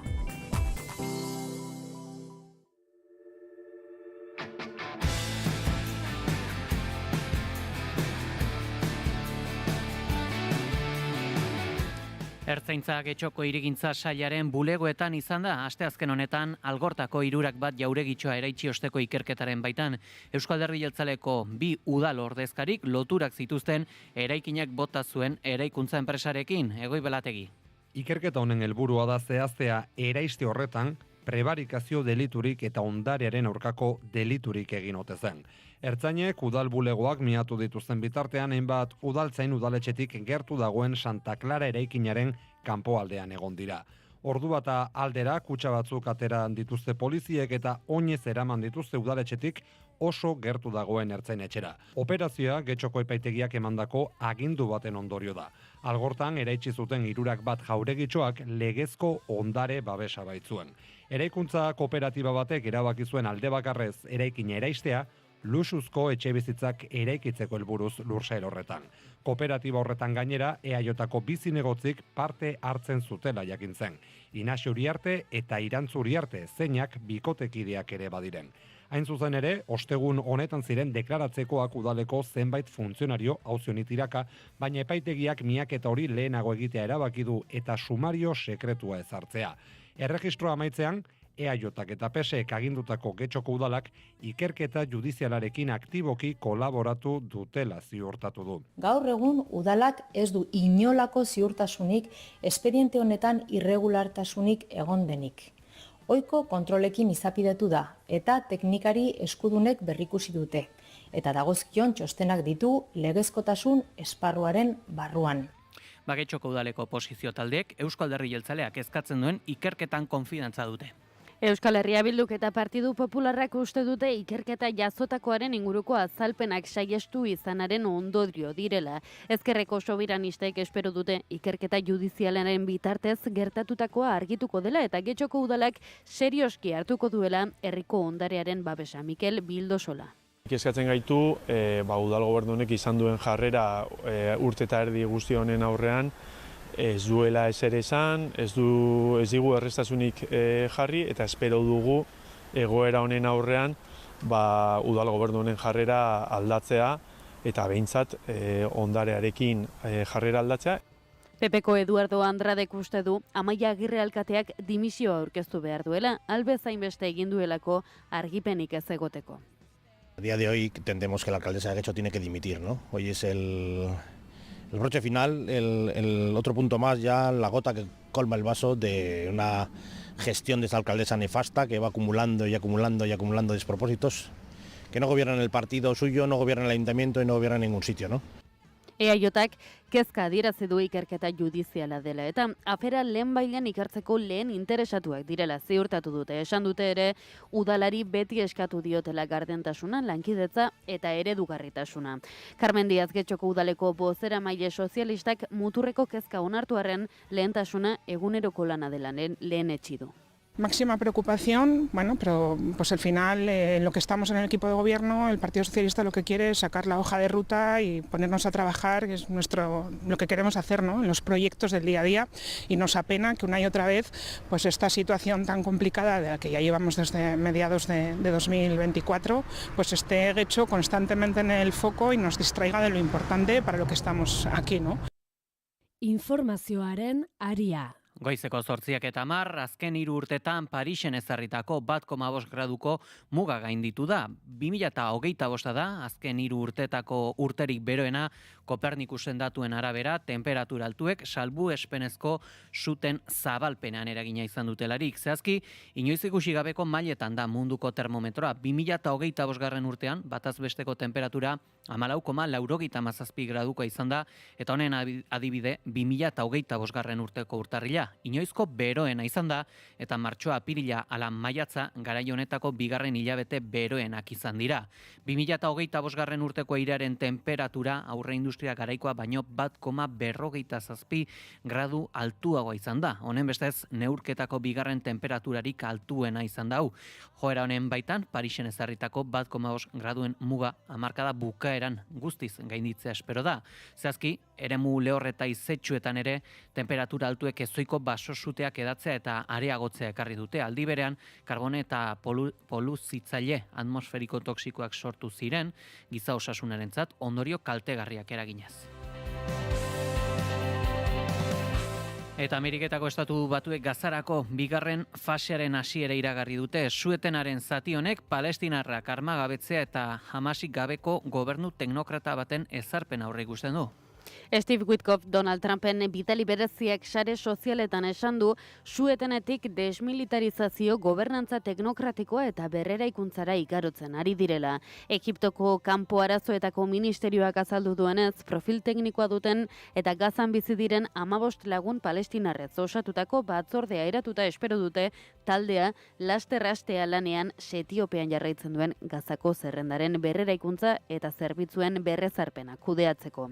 Nabarmendutakoaren arabera, 15 kide hauek ez dute inolako loturarik alderdi politikoekin, edozein kasutan Israelek eman beharko du azken oniritzia. Egiptok proposatu omen ditu izen gehienak, Zisjordania okupatuan eskumen gutxirekin agintzen duen Palestinako agintaritza nazionalarekin batera eta Ameriketako Estatu Batuak eta nazioarteko gainontzeko bitartekarien oniritziarekin. Egiptoko inteligentzia zerbitzuetako gertuko diren iturriak zabaldu dutenez, Ali Shaat Palestinako plangintza ministro ordeoia aukeratu dute batzordea zuzentzeko. Eta Danimarkak elkarrizketa proposatu arren ez dute Trump baretzea lortu, anexioa besterik ez du onartuko magnateak. Groenlandiaren inguruko ezberdintasunak eztabaidatzeko Ameriketako Estatu Batuak eta Danimarkaren arteko lantaldearen sorrera iragarri dute J.D. Vance eta Danimarka zein Groenlandiako atzerri ministroen bileraren ostean. Batzorde horretan Ameriketako Estatu Batuek segurtasunaz dauzkan kezkak ala Groenlandiaren lerrogorriak errespetatzea espero dute. Lars Løkke Rasmussen Danimarkako kanpo aferetako ministroarentzat ukaezina da Irlaren lurraldetasuna. Territorial integrity of the Kingdom of Denmark and the right of self-determination of the Greenlandic people are, of course, totally unacceptable. And we therefore still have a fundamental disagreement, but we also agree to disagree. Rasmussenen hitzetan bilera baliagarria izan da Donald Trumpen narratiba eteteko. Groenlandian ez dagoela Txina ala Errusiaren mehatxurik esan du. And it was a great opportunity also for Vivian and I to go up against the narrative because it is not a true narrative that we have, Chinese warships all around the place. Magnatearen kezkak baretzeko NATOk Irlanduen presentzia zabaltzea proposatu du, hala ere, hau ez da nahikoa Trumpentzat. Ameriketako Estatu Batuetako presidenteak dio Danimarkak Groenlandiako segurtasunari leradun beste zakur bat gehitu besterik ez diola egin. They were talking about they put an extra dog, and they were serious about this. They put an extra dog sled there last month. They added a second dog sled. That's not going to do the trick.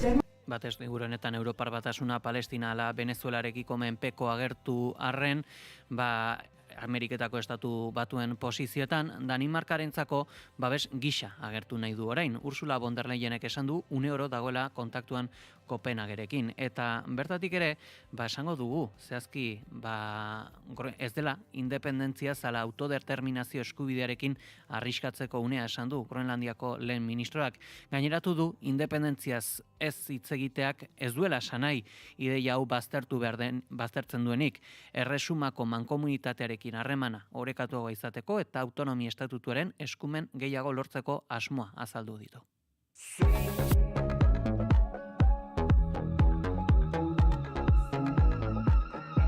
Ertzaintzaren materiala Arkautiko komisaldegi zentralean gordetzen da, eta jakindenez, 2022ko eta 2023ko urrien artean guztira akatsak zituzten 6.800 eta 63 foam bala bueltatu ziren, Lakuako segurtasun sailak akats horiek zeintzuk ziren ez ditu argitu, eta zehazki 2020an Lakuak polizientzat 1,8 milioi eurorekin erosi zituen foam balen 17% dira akatsudunak. Bingen Zupiria segurtasun sailburuari idatzitz egindako galdera batean erantzunean jaso dira foam balen inguruko datuak. 2020tik ona akatsak izan dituzten foam balen berri ematen da erantzunean, 2020an erosi eta itzulketak 2022 eta 23 artean egin ziren. Bi modelo bala daude, Sir eta Sir Isa.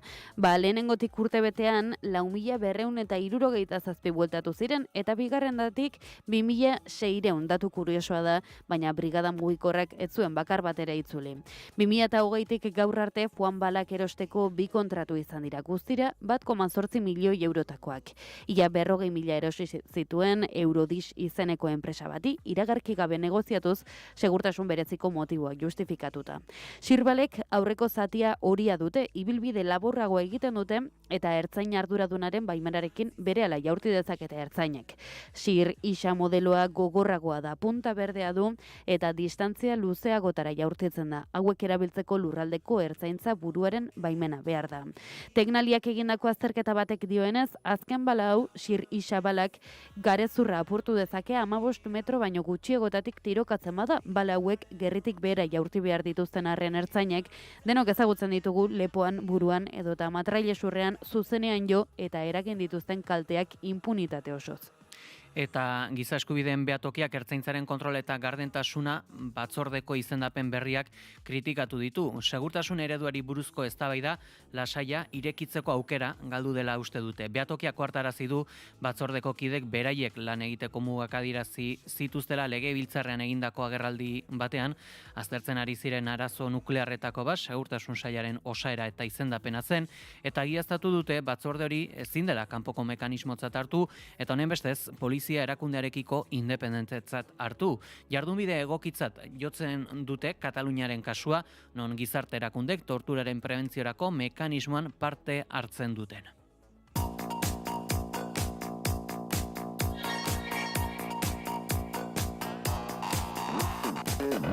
Goizeko 8:18 kronika judizialaz badugu gaurko honetan zer esana, izan ere Bilbon bueltako helmugan Israel Premier Tech taldearen parte hartzearen aurka egindako protesten harira 4 lagunek deklaratu dute Bilboko Justizia jauregian asteazken honetan. Auzipetuen absoluzio eskatu dute, auzitegiaren kanpokaldean Palestinarekin elkartasuna eta Gernika Palestina plataformek. 3 lagun zeuden deklaratzera deituta Bilboko epaitegietan ikertu gisa Bizkaiko hiriburuan bueltaren baitako protesten harira, baina naizeki jakin ahal izan duenez azkenean beste pertsona batek ere deklaratu du epailearen aurrean, beraz guztira 4 dira auzipetuak. Epaileak autoritatearen aurkako atentatua eta desordena publikoak eragitea leporatzen die. Pertsona hauei babesa adierazteko elkarretaratzea egin du Palestinarekin elkartasuna plataformak goizeko 11etan, aurretiaz 10:30 Gernika Palestina ere kontzentratu da epaitegiaren aurrean Palestinaren aldeko aldarriekin. Plataforma biak auzia bertan bera gera dadin exigitu dute. RTVek Ibon Meñikaren adierazpenak jaso ditu. Si ha habido una denuncia social, ha habido una respuesta social mayoritaria y hay unas personas que se han visto envueltas en unas circunstancias así, pues que mínimamente por lo menos tenemos que poner un apoyo, una solidaridad a esas personas, mandar un mensaje también para que se archive cuanto antes y al mismo tiempo ya entrar al verdadero debate que es que en el 2026, todavía a día de hoy, hay un genocidio en ciernes. Jakinarazi dutenez, atxilotuak ez dira plataformako kideak Israel Premier Tech taldearen presentzia salatzeko eta Palestinar herriari elkartasuna adieraztera joan ziren gizabanakoak baizik. Halaber, salatu dute kalez jantzita zeuden ertzainek bortizki jipoitu zituztela manifestariak hauek atxilotzeko jarraian. Bilboko auzipetu ez gain, badira beste auzi ireki batzuk bueltan izandako protestak tarteko zinemaldian egindako ekimen batengatik, bueltako 10. etapan Irunberrin egindako protesta bategatik eta Enekurin egindako errepide mozketagatik. Eta esango dugu baita ere, urriaren 15ean herri palestinarraren aldeko grebako mobilizazioan parte hartu zuten 2 pertsona atxilotu dituztela Iruñan. Espainiako poliziak naizi jakinarazi dionez, atxiloketak polizia ikerketa baten parte dira eta beraz ez dute inongo epaileri agindurik, ez dute zehaztu operazioa itxita dagoen edo atxiloketa gehiago aurre ikusten dituzten. Palestinarekin elkartasunak Antoniutitik abiatu zen bloke propio bati dei egin zion, ondoren auzoetatik iritsitako zutabeetara bildu zen protesta nagusiarekin bat egiteko. Sartzeko unean Espainiako poliziarekin liskarrak izan ziren. Baita ere, aipatu beharra dugu, Nafarroako probintzia auzitegiak atzera bota duela Arauztegiko makroproiektuaren sustatzailek Iruñeko zigor arloko 3. zenbakiko epaitegiaren epaiaren aurka aurkezturiko errekurtsoa. Baztango 7 bizilagun talde kriminal bateko kide izateagatik errugabetzen zituena. Itxaso Leon. Iruñeko zigorarloko 3 zenbakiko epaitegiaren epaiak 9.000 eurorainoko isunak ezartzen zizkien desobedientzia zibileko ekintza batean parte hartu zutenei. Epai horren aurrean makroproiektu turistikoaren sustatzaileek errekurtso bat aurkeztu zuten probintzia auzitegian Baztango 7 bizilagunak talde kriminaleko kide izateagatik zigor zitzaten, izan ere haien hitzetan modu koordinatuan eta taldean jardun zuten legezko higiezin proiektu bat gauzatzea indarra zapuzteko eta eragozteko helburu argiarekin. Probintzia auzitegiak atzera bota du. Aruztegiako protesta talde kriminal batek egin izana jotzeak edo ez jotzeak suposatu dezake auzipetuak espetxeratu behar izatea edo gertatutakoa isun soiletan geratzea. Nafarroako probintzia auzitegiaren epaiaren aurkako helegitea aurkez daiteke oraindik Espainiako auzitegi gorenean auzi horretako azken instantzia izango litzatekelarik. Artxibatu egin dute, egile ez ezagunik ez izategatik joan den urrian Iruñeko Unibertsitateko karparen inguruan neska gazte bati egindako sexu erasoaren salaketa. 4 gizon atxilotu eta espetxeratu zituzten ordukoan, ustez zerikusia zutelakoan, baina gero aske geratu ziren DNA-aren emaitzak ez eta zelako bat agian profil genetikoarekin. Egile ezagunik ez dagoenez eta egileen nortasuna ezagutzeko datu nahikorik ez dagoenez, jarduketak behin-behinean etetea eta artxibatzea erabaki du epaileak erasoa ikertzen jarraitzeko. Josu Urrutikoetxearen aurkako azken euroaginduaren tramitazioan gorabera berriak izan dira. Naizek jakinal izan duenez, bideokonferentzia bitartez deklaratzera deitu izan da presoia Baionatik eta bertan deseroso eta haserre agertu da ekimen honen bultzatzailea Auzitegi Nazional Espainiarreko Santiago Pedraz epailea. Otsailaren 25erako deitu du orain Parisko apelazio epaitegiak abenduan aurkezturiko euroagindu berri honen inguruko aztertze saioa, baina aurretik Josu Urrutikoetxeari galdeketa egin nahi izan dio Madrilgo epaileak. Asteazken honetako ekitaldian Frantziar epaile bat ere bazegoen parte hartzaileen artean euroagindua izanik, legeak alagintzen duelako. Zenbait atzerapen eta nasmen izan dira hasieratik. Euskaraz deklaratzeko autua egina zuen Josu Urrutikoetxeak eta ondorioz itzultzaileak harri du saiora Auzitegi Nazionalak. Pedrazek galderak erantzungo ote zituen galdetu dionean, ezetz erantzun du euskal militanteak ez zuela asmorik. Orduan haserre bizian agertu da epaile espainiarra eta gerraldia bertan bera uzten zuela jakinarazi du. Honen aurrean ere harridura agertu da edo sentitu du Frantziar epaileak, izan ere Urrutikoetxearen abokatuak euroagindu honen luzapenaren aurkako alegazioak aurkeztu nahi zituen, tramitazioan zenbait akats atzeman direlako eta horri behintzat bideare eman behar zaiola nabarmendu duelako. Josu Urrutikoetxea, Espainiaratu nahian dabiltza, baina eta berriro Madrilaldean, Zaragozan izandako atentatu batangatik epaitzeko, baina oraindik beste epaiketa bati ere aurregin behar dio Euskal Herritarrak Parisen, azken euroagindu honetaz aparte, iaz osasun arazoak tarteko, atzeratua izan ostean, apirilerako aurreikusten da epaiketa hau. Informazioaren aria.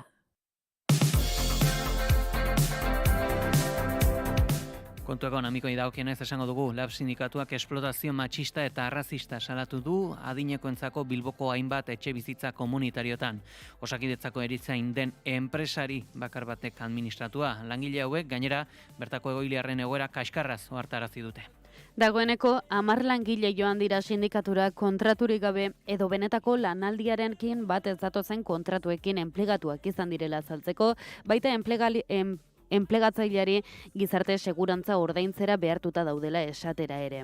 Enpresari hau erizaina ere bada Osakidetzan eta Bilboko etxebizitza komunitarioez gain gehiago administratzen ditu Bizkaiko hainbat udalerritan, hala nola Zornotzan edo Durangon. Txefi Irroko Lab sindikatuko idazkaritza antiarrazistako arduraduna da. Hainbat langileen lekukoari esker, Bizkaiko enpresaburu baten puzle matxista eta arrazista detektatu ahal dugu orain dela ja urte batetik.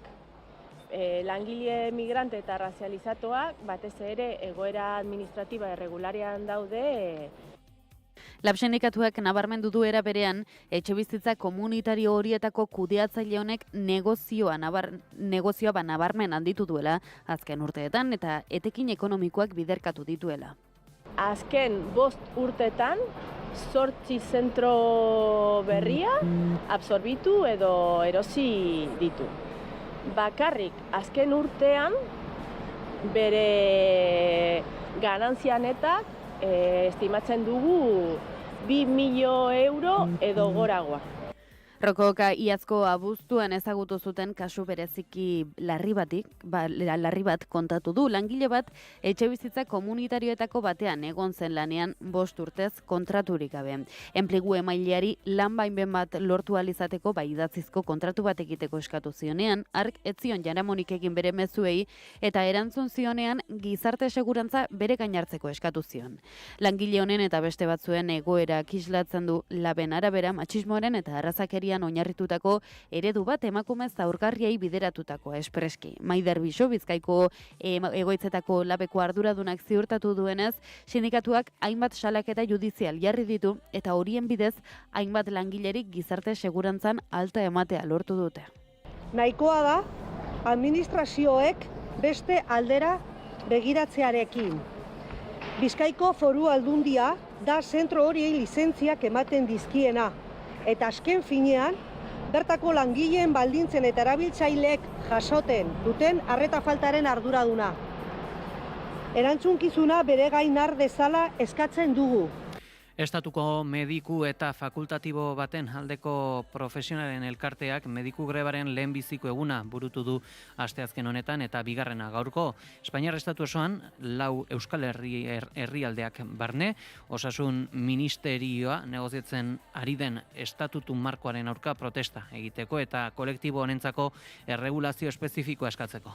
Lakoak adirazi du arratsaldeko txandan atzokoan 8,26ko behin-behineko jarraipena egin diotela medikuek egindako grebari. Lurraldean arabera arratsaldeko txanda horretan grebaren eragin handiena Araban izan da 13,83, ondoren Bizkaian 8,46 eta Gipuzkoan 6,53. Euskadiko medikuen sindikatuek ere protestan parte hartu du eta asteazken honetako lehen orduan 300 profesional inguru kalera ditu Donostian. Manifestazioak autoilara handiak eragin ditu ospitalegunean eta Martuteneko industrialderako sarrera ere baldintzatu dute. Eguerdian kontzentrazio handia egin dute ere Barakaldoko Gurutzetako ospitalaren aurrean eta gaur Olagibeleko osasun zentroa izango da aldarrikapenaren puntu nagusia. Nafarrako Gobernuko osasun departamentuak emandako datuen arabera berriz 53 langilek zehazki guztien 2,83 egin dute bat lan uztearekin goizeko txandan eta arratsaldean berriz ez da langilerik egon greban.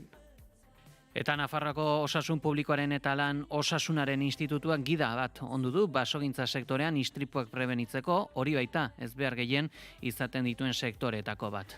Azaroan, la BSK Esteilasen Etxalde 3 eta CGT-LKN sindikatuek mobilizazioa egin zuten Iruñean, basalatzeko Euskal Herrian urtean bizpahiru pertsona hiltzen direla sektore horretan, naiz eta langile gutxi izan arlo horretan. Zehazki Nafarroan 307 gizon eta 31 emakume daude basogintzako enpresetan lanean. Nafarroan 2025ean 2 istripu hilgarri izan ziren institutuaren datuen arabera, eta horren arabera basogintza da oraindik ere arriskutsuenetako bat eta lan istripuek ondorio larrienak dituztena. Nafarroan eta Araban mendien jabetza komunala da nagusi, oro har, baina eragina txikiagoa da Gipuzkoan eta Bizkaian, baino izan ere azken horietan ustiategi pribatuetan aprobetxamendu azkarreko baso politika da nagusi. Lanbide arteko gutxieneko soldata 3,1 igotzeko Espainiar gobernuaren proposamena eta hilean 1.221 euroan kokatzeko proposamena baztertu egin dute ELA, LAB, Esteilas, Hiru eta Etxalde sindikatuek. Sindikatuan ustez, zenbateko horrekin ezinezkoa da duintasunez bizitzea Hego Euskal Herrian, are gutxiago etxebizitzaren edo elikagaien prezioek azken urteetan izandako gorakada kontuan hartuta. Ohar batean gogoratu dutenez, azken hilabeteetan 2 bide landu dituzte gutxieneko soldata bertan erabaki dadin. Alde batetik herri ekimen legegile bat Gasteizko eta Nafarrako parlamentuetan eta bestetik lanbide arteko akordio bat Confebaskekin Euskal Autonomia Erkidegoan eta Zenekin Nafarroan. Herri ekimen legegilearen kasuan ia 154.000 sinadura bildu ziren, baina legebiltzarrak proposamena eztabaidatzeko aukera bera ere ukatu zuten. Patronalek berriz negoziatzeari uko egin diote. 2026an beste behin ere gutxieneko soldata Madrildik ezarriko dela deitoratu dute Eusko Jaurlaritzaren eta Nafarrako gobernuaren konplizitatearekin. Egoera honen aurrean ELAK, LABek, Esteilasek, Hiruk eta Etxaldek irmoki babesten dituzte martxoaren 17ko greba orokorraren aldarrikapenak eta Euskal Alderdiei exijitu diete lanean jar daitezela gutxieneko soldata propio helburu. informazioaren aria. Goizeko 8:30 pasata berriro ere jo beharra dugu nazioartera, izan ere Irango gobernuak alerta militarra maila zigo eta Ameriketako Estatu Batuetako armadak bere bizilagunek lurraldean dituzten baseak erasotzeko prest dagoela esan du. Horrek tentsioa zidu eta Washingtonek erasotzeko aukerak aztertzen diardu. Horren adibide ere, dagoeneko Ameriketako Estatu Batuek Katarren dauzkan beharrezkoak ez diren tropak ere, bertatik atera dituela. Iraia Kamra, egunon? Egunon behi eta egunon entzuleak, Teheran Suzirien erreserbak etengabe azten ari dela esan du Irango armadako buruak, Israelen kontra izan zuen 12 eguneko gerranen ondoren utxik geratutako armamentua prest dutela. Saudi Arabiari, Arabiako Emirerri Batuei eta Turkiari ohartarazi die gainera, handituzten Estatu Batuetako militarren baseak bere helburu direla eta erasotzeko aukera gaudela Iran erasotzen badu Washingtonek. Zehazki Estatu Batuetako armadak beharrezko ez dituen pertsonak ateratzen hasi da Katarriko aire basetik. Trumpek asteartean indarrei mobilizatzen jarraitzeko eskatu eta aurki lagunduko dituztela agindu ondoren, Pentagonoak Irango helburu militaren aukera ezberdinak planteatu ditu. Programa nuklearreko instalakuntzak edota zibererasoak dira aukeretako batzuk. Itsasogorrira 3 itsasontzi handi bidean daudela gehitu du armada Estatu Batuarrak. Irango protestei dagokienez bertako auzitegi goreneko presidenteak kaleko mobilizazioak bultzatu eta atxilotu dituztenak berehala prozesatuko dituela agindu du. Momentuz Irango gobernuak 150 polizia hil direla esan du. Alderantziz, poliziak hil dituen irandarren datu ofizialik ez dago, baina asko direla diote. Testuinguru honetan, Iranek Estatu Batuak eri eta Israeli egotzi die, mobilizazioak nahitaz bultzatu dituztela milaka arma kendu dizkietelako manifestazioetan zeuden infiltratuei. Gainera, zerbitzu sekretetako 2 lagun atzeman dituztela dio Teheranek, baina ez du esan zein herrialdetakoak diren. Eta dakizuenez, kurduak Turkia, Irak, Siria eta Iranen daude eta haien askatasuna dute helburu. Leku batzuetan bestetan baino okerrago daude eta Irango kasuari dagokienez, bertako Kurdistan libre baten aldeko alderdiak esan du Irango erregimena jadanik kaltetua dagoela eta indarrarekin soilik ari direla horri eutsi nahian. Amir Karimi alderdi horretako buruzageako hartarazi du mobilizazioen kontrako indarkeriak erakusten duela Irango gobernuaren ezina. Kontu zibiltzeko eskatu du ziurrenik errepresioa gogortuko duelako Teheranek. Irango alderdi kurduek euren artean dituzten desberdintasunak gainditu eta posizio bateratu baten alde egiteko eskatu du.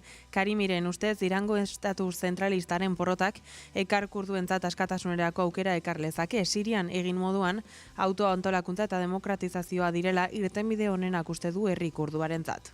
Eta Siriako armadak eta bertako milizia kurduek Alepo ekialdean izandako borrokaldi berriak baieztatu dituzte. Damaskoko gobernu islamista kontrolpean izan nahi ditu hiriaz gain, baita inguruko herriak ere, eta hoietako askotan kurduak eta beste gutxiengo batzuk bizi dira. Sana Siriako gobernuari lotutako agentzia ofizialak aipatutako iturri militarren arabera kurduek beste gutxiengo batzuekin batera osatzen dituzte Siriako indar demokratikoak armadaren posizioak eta etxebizitza zibilak erasotzen aritu dira Jumeima herritik gertu Aleporen ekialdean maitrailadore astunekin eta dronekin. Siriako indar demokratikoek diote ordea, Siriako exekutibo islamistaren armadaren infiltrazio saiakera bat geldiarazi dutela, Zubadia herrialden inguruan hegoalderago eta armadak dronekin egindako erasoen berri eman dute euren sare sozialen bidez zenbait zauritu eragin dituztenak. Iraganean Al-Qaedari lotuta egon zen Ahmed al-Shagarenekin Siriako armadak asteartean exigitu zuen indar kurduak Eufrates ibaiaren ekialdera erretiratzea. Rojava administrazio autonomoko kanpo harremanetarako saiak berriz, Siriako armadari leporatu dio kurduen aurkako eskalandiko eraso bat prestatzen aritzea. Damaskoko agintarek martxoaren 10ko akordioa hautsi izana kritikatu dute Rojavatik. Erakunde zibil eta militar kurduen integrazio negoziatua bilatzen zuen akordio horren Siriako estatuaren barruan islamistek Bashar al-Assad kanporatu ondoren, baina gutxiengoentzako autonomia bermatzeko neurri bakar bat ere iragarri gabe, Siriako indar demokratikoek ez dute aurrera egin, praktikan babesgabe utziko lituzkeen integrazio prozesuarekin. Siriako gobernu islamistak Alepo hiriaren erabateko kontrol hartu zuen asteburuan, miliziano kurduak SDF-ren kontrolpeko eremuetara eraman ostean. Bi alden arteko talken baitan dozenaka hildako erregistratu dira eta milaka desplazatu gehienak kurduak. Bain zuzen, Ukrainan ere, adin batetik gorako gizonezkoek armadara eta beraz gerrara joateko derrigortasuna dute, bada, Kiebek bai dei horri muzin egin edota behin gerran zeudenean handik alde egin duten 200.000 pertsona jarri ditu jo puntuan. Наше завдання залучити максимальну кількість підприємців до оборонного. Ukrainako defentsa ministro berria dago eta kargua hartzerakoan pertsona guzti hauen bilasiko direla esan du. Gerra irabazteko soldaduak beharrezkoak direla eta arazo larria dutela dio defentsa ministroak, izan ere, Ukrainako zenbait frontetan militarren gabezia dute. 25 urtetik 60 urte bitarteko gizonezko ukrainar guztiek dute armadara joateko derrigortasuna. Askok uko egin diote horri, naiz eta jakin Ukrainan bertan geratuz gero, edozein momentutan atzeman eta behartu ditzaketela horretara. Bestalde, armadan sartzeko soldadu izateko formatzen dituzten zentro hauetan dauden abusuak eta ustelkeriaren aurrean, irtenbide sistematikoak iragarri ditu defentsa ministroak. Bien bitartean gerra parteari dagokionez, Errusiako Rostov hiriko zibilen eraikin baten kontra dronak jaurte ditu Ukrainak eta gutxienez 2 lagun hil. Hasiera batean Kievek energia azpiegituren kontra erasotzen duela esan du, baina zibilak ari dira ere Errusian hiltzen.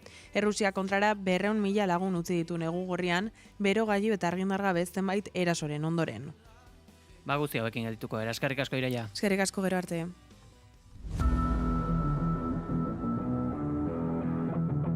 Kirol aria, naiz irratian.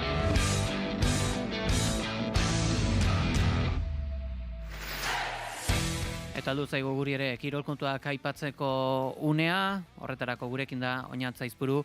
Esango dugu, Alabesek Rayo Vallecano irabazi duela eta ondorengo fasera igaro ahal izan duela. Egunon, Oñat? Egunon Pelle eta egunon entzule guztiak. Bai, hala da, Alabes Errege Kopako final laurdenetan sartu da Mendizorrotzan jokatutako partida itxi batean Rayo Vallecanori 2-0 irabazita. Toni Martinezek aurretik jarritu talde arabarra bigarren zatiaren hasieran eta Carlos Vicentek bigarrena egin du azken minutuetan. Dagoeneko talde Madrildarra jokalari bat gutxiagorekin zen momentuan. Lehen zatian azpimarratzeko gutxi, erritmo falta eta joko nahiko trabatua izan zelako, Kalebe Rayoren area barruan erori baizen eta horren ondoren epaileak penalterik ez zegoela iritzi eta txartel hori aterazion jokalari Babazorroari itxura egiteagatik.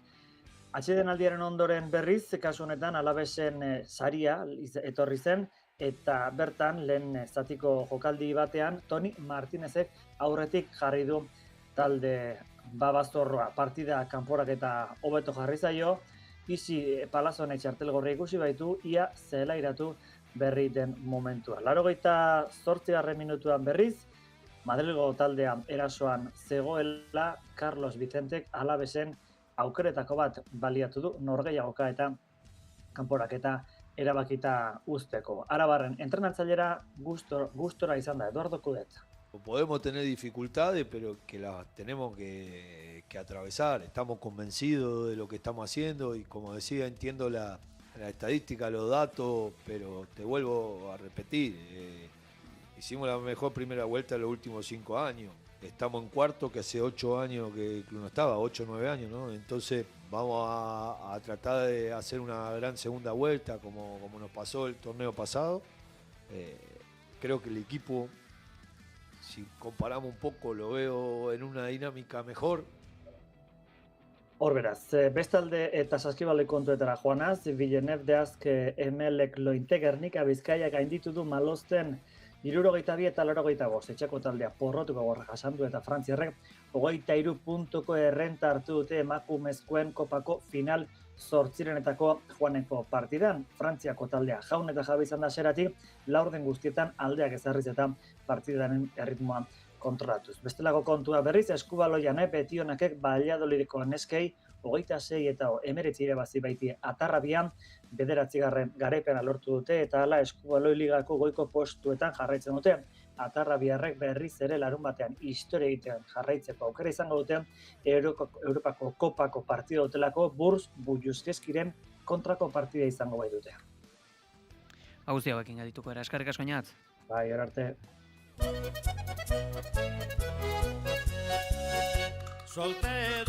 Sagardoaren lurraldeak antolaturik, asteazken honetan eman diote hasiera 2026. urteko txotx denboraldiari astigarragan.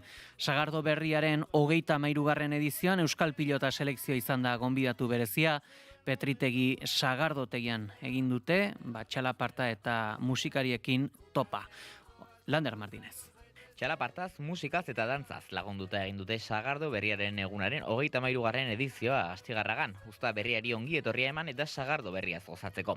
Astigarragako alkateak Xabier Urdangarinek hartu du Lehenitza Herribera kulturgunean egindako prentsaurrekoan. Sagardoaz gozatzeko deia egin du eta aurtengo gonbidatuari Euskal Pilota selekzioari eskerrak eman dizkio azken urteetan egindako lanagatik. Astear da Sagardo denboraldia eta etorri Astigarragara. Beterrira, joan Euskal Herriko sagardotegietara. Gozatu sagardoak, barneratu sagardoaren kulturan.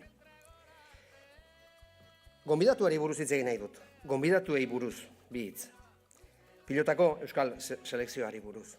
Batetik Euskal selekzioaren aldea inbeste urtean, lan eskerga bezain isila egin dutenak oroitu nahi ditut. Eskerronez. Euskal Herri osoko kirolari guztiak bat egingo dituen selekzioa dugu amets. Eta hori iritsi ezpada ere, egindako urratsa oso garrantzitsua da. Urdangarinek bere eskerrona adierazi nahi izan die, ere, bertako sagardo gilei. Nire eskerrona adierazi nahi izue sagardo gilei. Aurten ere maitasun eta mimo handiz egin dituzuelako sagardoak. Bakoitzak zuen erara. Belaunez belaun pilatu duzuen jakintzari jarraiki. Eta eskuzabaltasunez zabalduko dizkiguzuelako zuen etxeetako ateak gaur biharretan. Gaurko jardunaldian, Euskal Selekzioko ordezkariek Herribera kulturgunearen aurrean sagarrondo bat landatu dute, eta gero Petritegi sagardotegian egindako ekitaldi nagusian lehen txotxa egitea arduratu dira. Jose Mari Michelena, Euskal Pilota Selekzioko lehendakariak pilota, bertsoa eta sagardoaren arteko lotura azpimarratu du. Euskal kulturaren ardatz gisa. Guretzako Euskal Pilota ez da kirola bakarra. Zerbait gehiago da. Nik uste dut, sagardoakin, bersolaritzakin, egiten dugula olako kultura berezi bat, historia ondare bat. Eta nik uste, hiruak elkarrekin, hau gauzak aurrera aterako ditugula, elkarlan besterik ez garala hasi, eta honek bide luze eta ona eta oparoa izango dugula. Eina Utlizeaga eta Oian Etxeberria pilotariek ekitaldian parte hartzeko aukera ilusioz hartu dutela adierazi dute. Ondo hartu genuen guztu eta ilusioz. Nik uste denak poza zela hartu genuela ez, egia esan egun berezi bada, egun handi bada, eta gu berten otia, egia esan gore bada ez. Bestalde aurtengo sagardoaren ezaugarrien berri eman du Unai Agirre, Euskal Sagardoa jatorria izendapeneko zuzendariak. Orokorrean, eta sagar urte handia danean gertatzen da bezala, iaz baino sagardo arintxeagoak izango dira orokorrean, eta alkohol graduazio bajuxeago izango dute. Baina, azpimarratu, sagarrotei kupelez kupel, hau asko aldatuko dela eta aurten diversifikazioa handi izango dela sagarroteetan. Sagardo denboraldiaren hasieran egindako ekitaldian, erakunde publikoetako ordezkari desberdinek hartu dute parte. Horien artean, Azara Dominguez Turismo eta Mugikortasun Sailburuak. Otsaila eta Pirila bitartean, Astigarraga, Hernani eta Donostia arteko autobus zerbitzua indartuko dutela iragarri du, egunean zehar zein gauez, sagardo denboraldian izaten den garraio beharraren aurrean.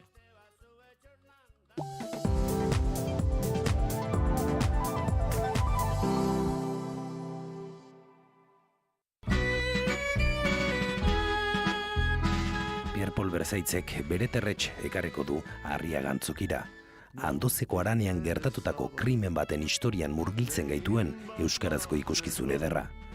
Gozatu Erdi Aroko kantu honen koplak eta dantzak, ziurrenik Euskal Herri osoan ezagunena dena. Bere terretx, urtarrilaren 18an Arriaga Antzokian, erosi zure sarrerak lehiatian edo Antzokiaren webunean.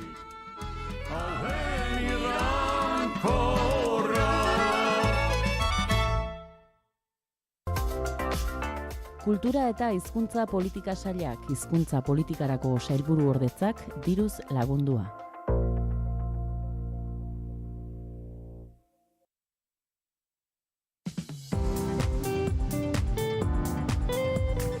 Informazioaren aria.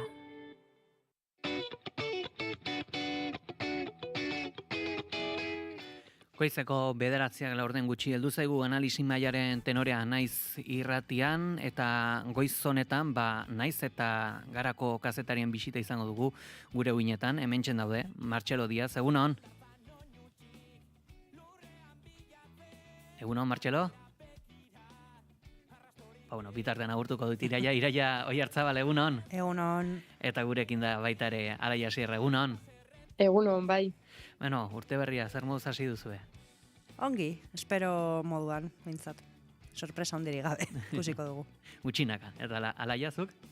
Ondo, bai, momentuz, ondo. Ikusiko dugu, aber. Martxelo, orain? Bai, kaixo. Egunon. Bai, egunon. Zer moduz hasi Ondo. duzukotea? Ondo, pixka aldiatuta, ze, ni lehenengo urteko lehen egunetan tokatu zitzaidan lanea, eta, horretzan genuen ere Trumpen erasoa Venezuelari eta saltza guzti horiek, eta, behar bada ez da urtea hasteko modurik egokiena edo erosoena, baina, da mundu honetan tokatu zaiguna, eta, eta egia esan aspertzeko betari gabe. Hain justu egun horiek beti impresio bat edo izaten da, akaso egun aspergarriak aldiela izan, ez direlako albisterik egongo, baina ez uste izan dugu urte honetan. Bai, egia esan, genitu nola, ez dakit olako nebera deitzen dioguna hainbat erreportaje prestatuta, eta guzti horiek pixkat nebera horretan geratu dira azken aldian, hori ez, munduaren aktualitateak pixkat gainezka egin digulako. Bueno, aste santurako orduan gorde beharko dira horiek, hori ere helduko delako, eta esango dugu, ertzaintza Getxoko hirigintza sailaren bulegoetan sartu dela, asteazken honetan Algortako 3 bat jauregitxoa eraitsi osteko ikerketaren baitan, Eusko Alderdi Jeltzaleko bi udal ordezkarik loturak dituzte, eraikinak bota zuen eraikuntza enpresarekin. Egoi Belategi. Ikerketa honen helburua da zehaztea eraiste horretan prebarikazio deliturik eta ondarearen aurkako deliturik egin ote zen. Ertzainek udal bulegoak miatu dituzten bitartean hainbat udaltzain udaletxetik gertu dagoen Santa Clara eraikinaren kanpoaldean egon dira. Ordu bata aldera kutxa batzuk atera dituzte poliziek eta oinez eraman dituzte udaletxetik oso gertu dagoen ertzainetxera. Operazioa Getxoko epaitegiak emandako agindu baten ondorio da. Algortan eraitsi zuten 3 bat jauregitxoak legezko ondare babesa baitzuen. Eraikuntza kooperatiba batek erabaki zuen alde bakarrez eraikina eraistea, luxuzko etxebizitzak eraikitzeko helburuz lursail horretan. Kooperatiba horretan gainera EAJko bi zinegotzik parte hartzen zutela jakin zen. Inaxio Uriarte eta Irantzu Uriarte zeinak bikotekideak ere badiren. Hain zuzen ere, ostegun honetan ziren deklaratzekoak udaleko zenbait funtzionario auzionitiraka, baina epaitegiak miaketa hori lehenago egitea erabaki du eta sumario sekretua ezartzea. Erregistroa amaitzean, EAJak eta PSek agindutako Getxoko udalak ikerketa judizialarekin aktiboki kolaboratu dutela ziurtatu du. Gaur egun udalak ez du inolako ziurtasunik espediente honetan irregulartasunik egon denik. Ohiko kontrolekin izapidetu da eta teknikari eskudunek berrikusi dute eta dagozkion txostenak ditu legezkotasun esparruaren barruan. Hasteko, impresio orokor bat eskatuko dizuet, aipagaian murgiltzen joteko, ez da impresio duzue gertatutako aziraia, zurekin hasiko era? Bueno, momentuz zurtzia ez mantendu behar da, egia da ikerketak argitu beharko duela zer gertatu den horrez, prebarikaziorik egon den eta gauzak modu ilegalean egin diren edo ez, baina, kezkatzeko moduko zantzuak bai ematen dituela ez, esteko, ez gaudelako ohituta ez, ertzaintza ikustea, ikusten eraikin ofizial batean, erakunde publiko batean sartzen eta ez nola baitere, kutxak eramaten, Euskal Alderdi Jeltzaleari lotutako kasu bat eta hitz egiten ari gara ere ez, eta behar bada orain arte ez dugu ikusi azken bolada honetan behintzat ez, bolada luzean, hain irudi, ez dakit argirik ez, edo evidenterik orduan, ikusi barko da zer ematen duen ikerketa horrek, baina izan daiteke zantzu bat, askotan salatu izan den, ekinbide ez egoki batena ez, eta askotan, seinalatu izan dena kasu honetan, alderdi politiko konkretu baten inguruan, ez? Beraz, azurtzia hori mantendu ikerketak esaten duena ikusi arte, baina, bada deigarria bai. Alaia? Bai, nik uste dut, kasu honetan epaitegi batek eman duela agindua udaletxe bat erregistratzeko eta hori bakarrik kezkatzekoa dela, ez? Horrek esan nahi duelako, zerbait dagoela eta, azkenean, argitzen bada eta azkenean ez bada egon irregulartasunik edo bueno, gaizki egindako ezer, oso ondo eta argituko da, baina nik uste dut ja, bueno, epaitegiak agindua emate horrek kezkatzekoa dela. Martxelo?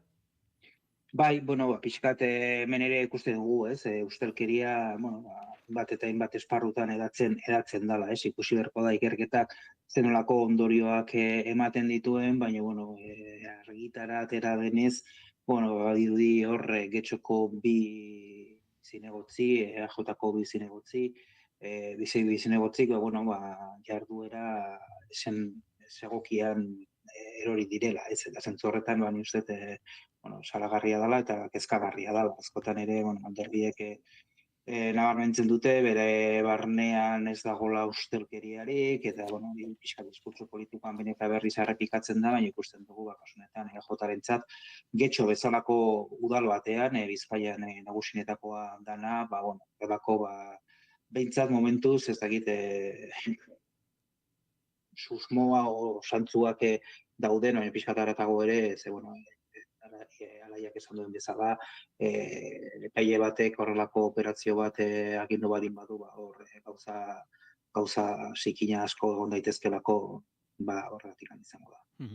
Hain zuzen, aipatuko ditugu, albiste honen xehetasun ezberdin batzuk, zehazki gaur El Correo egunkariak nabarmentzen dituenak, pompa eman diote albiste honi, lerroburuan ere dakar botere handia zuen, zinegotzi bikote bat, eta zehatzago, aipatzen dute Ignacio Uriarteri dagokionez, izan dela, bigarren zinegotzia, Amaia Agirre alkatearen albokoa, eta aipatzen dute baita ere, zazki jauregitxoa eraitsi zuen kooperatibaren bazkideak ere bazirela, eta aztertzen dabiltzala, hain zuzen, zer nolako jazoerak egon ziren teknikarien baitan, hirigintza sailean ere zer gertatutzen, horixe ikertzen dabiltzala aipatzen du, baina xehetasun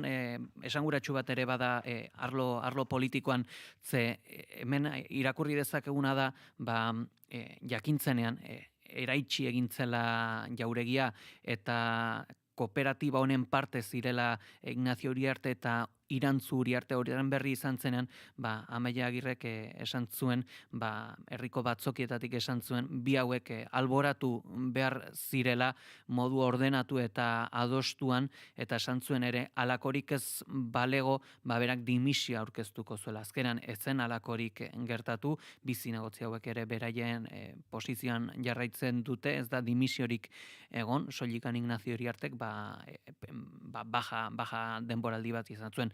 Besterik ez horixe, gaur irakurri dezakeguna El Correo egunkarian ezakit, zentzurik politikoenean jakin nahi dugu, ea ezakit dimisioak aipatzen da, gero entzungo dugu ere, Pepeko zinegotzia, berak alkatearen dimisio eskatu gaitu zuzenen, eta ezakit, ze posiziotan gelditzen da orain Amaia Agirre alkatea? Bueno, imaginatzen du momentuz, bai Martxelok, bai alaiak ez, eta hiruok aipatu dugun bezala, ikerketa horrek ematen duenaren zain geratuko da uste dut momentu honetan ez, geratuko garela guztiok, hain zuzen ere, ikusteko lehenik eta bain argitzeko zer egon den, eta gero egon baldin bada horren dimentsioa eta horren atzean ez, egon daitezken erpin guztiak ezagutzeko ez, eta zentzu horretan, zenbateraino ez, ustelkeriaz hitz egiten ari bagara, zenbaterainoko izan daiteken jarduteko modu, ez dakit, nahiko iraunkorra, edo edatuta dagoen edo sistematizatuta dagoen zerbait den, kasu konkretua den edo, ez, pertsona konkretu batzuei dagokien zerbait ote den, ez, azken finean, pixka bat ari gara espekulatzen edo pixka bat hitz egiten izan daitekeena, ez, eta horre ere pixka bat mantendu behar da, prudentzia hori ez, hankarik sartzeko, baina egia da oro harrez eta ikusteke zer gertatzen den kasu honetan, badagoela hor Martxelok aipatzen zuen bezala ez, politika gintzan ez, ustelkeriaren bueno, mamu hori ez, mamu bat baino gehiago dela ez, azken finean errealitate bat delako ez, eta askotan, bueno, balderdi gehienak nola baiteren nahi dute euren arpegia garbitu esan ez, euren, barne funtzionamenduan horrelakorik ez dagoela ez, eta, bueno, gero ikusten dugu nola batetik eta bestetik ez, tamalez, baden zerbait hor dagoena, eta, bueno, botereak eta irabazi nahiak ere beti asko jokatzen duela ez, zenbaitetan, pertsona batzuen edo kargu batzuen funtzionatzeko moduan, eta kasunetan, bueno, egia da, EAJaren kasuan ez, alderdiaz eta ia zentzurik politikoenean hitz egiten, bueno, egotzi izan zaiola ez, inkluso berak egindako barne, inkestetan edo nola baitere bere militantziaren baitan egindako inkesta batean duela ez asko, urte pare bat diren ez, erderaz amigismo delako horretaz ere, nola baitere kezka bat agertzen zen ez, bere oinarrien artean, beraz, bueno, gauza askotaz hitz egiten ari gara ez, eta bueno, behar badazan astu behar kasu konkretu bat, hola, kezka orokor batekin, baina badago ez, zer egina uste dute, funtzionatzeko erakundeen eta kargu politikoen funtzionatzeko moduari dagokionean. Bain zuzen, Getxo udaleko oposizio taldeek Eusko Alderdi Jeltzalea kezkatzen duten ikerketan konfidantza dute. Zazki Bilduk eta PPk uste dute ikerketa jasotakoaren inguruko azalpenak saiestu izanaren ondorio direla. Ezkerreko soberanistek espero dute ikerketa judizialaren bitartez gertatutako argituko dela eta Getxoko udalak serio eski hartuko duela herriko ondarearen babesa. Mikel Bildosilla. Kezkatzen gaitu, udal gobernu honek izan duen jarrera urte eta erdi guzti honen aurrean, ez duela ezer esan, ez digu errestasunik jarri eta espero dugu egoera honen aurrean udal gobernu honen jarrera aldatzea eta behintzat ondarearekin jarrera aldatzea. PPko Eduardo Andradek uste du Amaia Agirre alkateak dimisio aurkeztu behar duela, albezain beste egin duelako argipenik ez egoteko. A día de hoy entendemos que la alcaldesa de Getxo tiene que dimitir, ¿no? Hoy es el broche final, el otro punto más, ya la gota que colma el vaso de una gestión de esa alcaldesa nefasta que va acumulando y acumulando y acumulando despropósitos, que no gobierna en el partido suyo, no gobierna en el ayuntamiento y no gobierna en ningún sitio, ¿no? Eusko Alderdi Jeltzaleak kezka adierazi du ikerketa judiziala dela eta afera lehenbailen ikertzeko lehen interesatuak direla ziurtatu dute eta esan dute ere udalari beti eskatu diotela gardentasuna, lankidetza eta eredugarritasuna. Máxima preocupación, pero pues al final en lo que estamos en el equipo de gobierno, el Partido Socialista lo que quiere es sacar la hoja de ruta y ponernos a trabajar, que es lo que queremos hacer, ¿no? En los proyectos del día a día, y nos apena que una y otra vez pues esta situación tan complicada de la que ya llevamos desde mediados de 2024 pues esté Getxo constantemente en el foco y nos distraiga de lo importante para lo que estamos aquí, ¿no? Eta azken adierazpen hauek Carmen Díaz Getxoko udaleko bozeramale sozialistarenak dira, berak muturreko kezka onartu du, baina lehentasuna eguneroko lana dela lehenetsi du. Testu inguru honetan, azken iritzi bat eskatuko izut zuri alaia, zakit, deigarria, intzait Carmen Díazek esaten zuena, horre, bueltatu behar dela, bide horrian idatzia dagoenara, kezkare adirazi du kasuarekiko, baina norberak pare batetan aipatu du, itzuli behar dela ohikotasun horretara, alaia, zer diozu?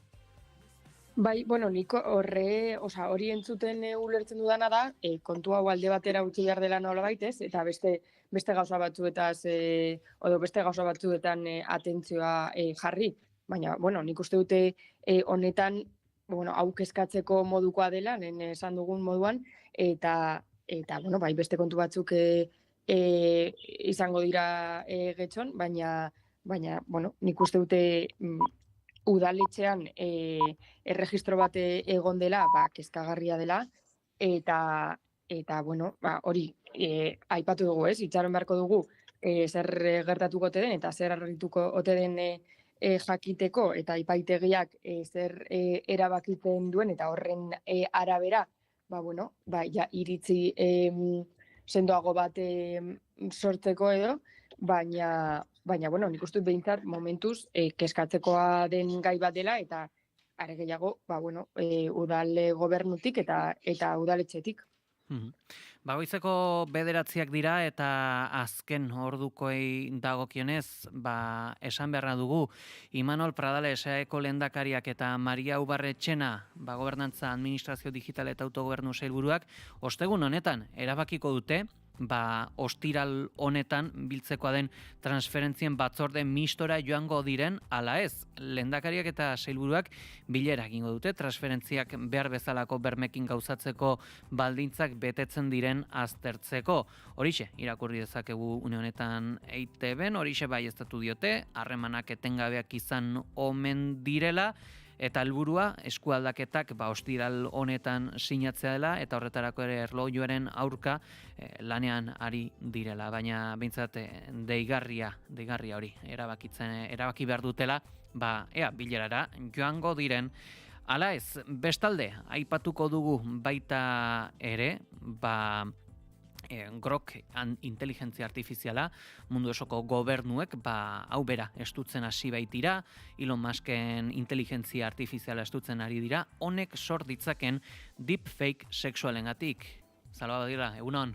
Egunon Pegi eta egunon entzuleok, aipatu bezala Grok isa adimen artifizialak garatutako chat bota da Grok, Elon Musk aberatxaren jabetzakoa, zuk zeuka Pegi aipatu duzun bezala eta horren inguruko polemika mundu osoan lehertu da azken egunotan eduki sexual esplizituak sortzeko duen gaitasunagatik. Besteak beste, Europako batzordeak isa sare sozialari adimen artifizial hori integratuta dagoen sare sozial hori eskatu dio urte amaierara arte atxiki eta gorde ditzala Grokekin lotutako barne dokumentu eta datu guztiak. Bitartean, Europako hainbat herrialdek mekanismo legalak aktibatu dituzte adimen artifizial horrek sortutako sexu irudien kezka horren aurrean. Espainiar estatuan zehazki datuak babesteko Espainiako agentziak agerian dauden eta ikusezinak diren arriskuez ohartarazi du, baita penalak ere hirugarrenen irudiak argitaratzea dakartenak, benetakoak izan zein adimen artifizialeko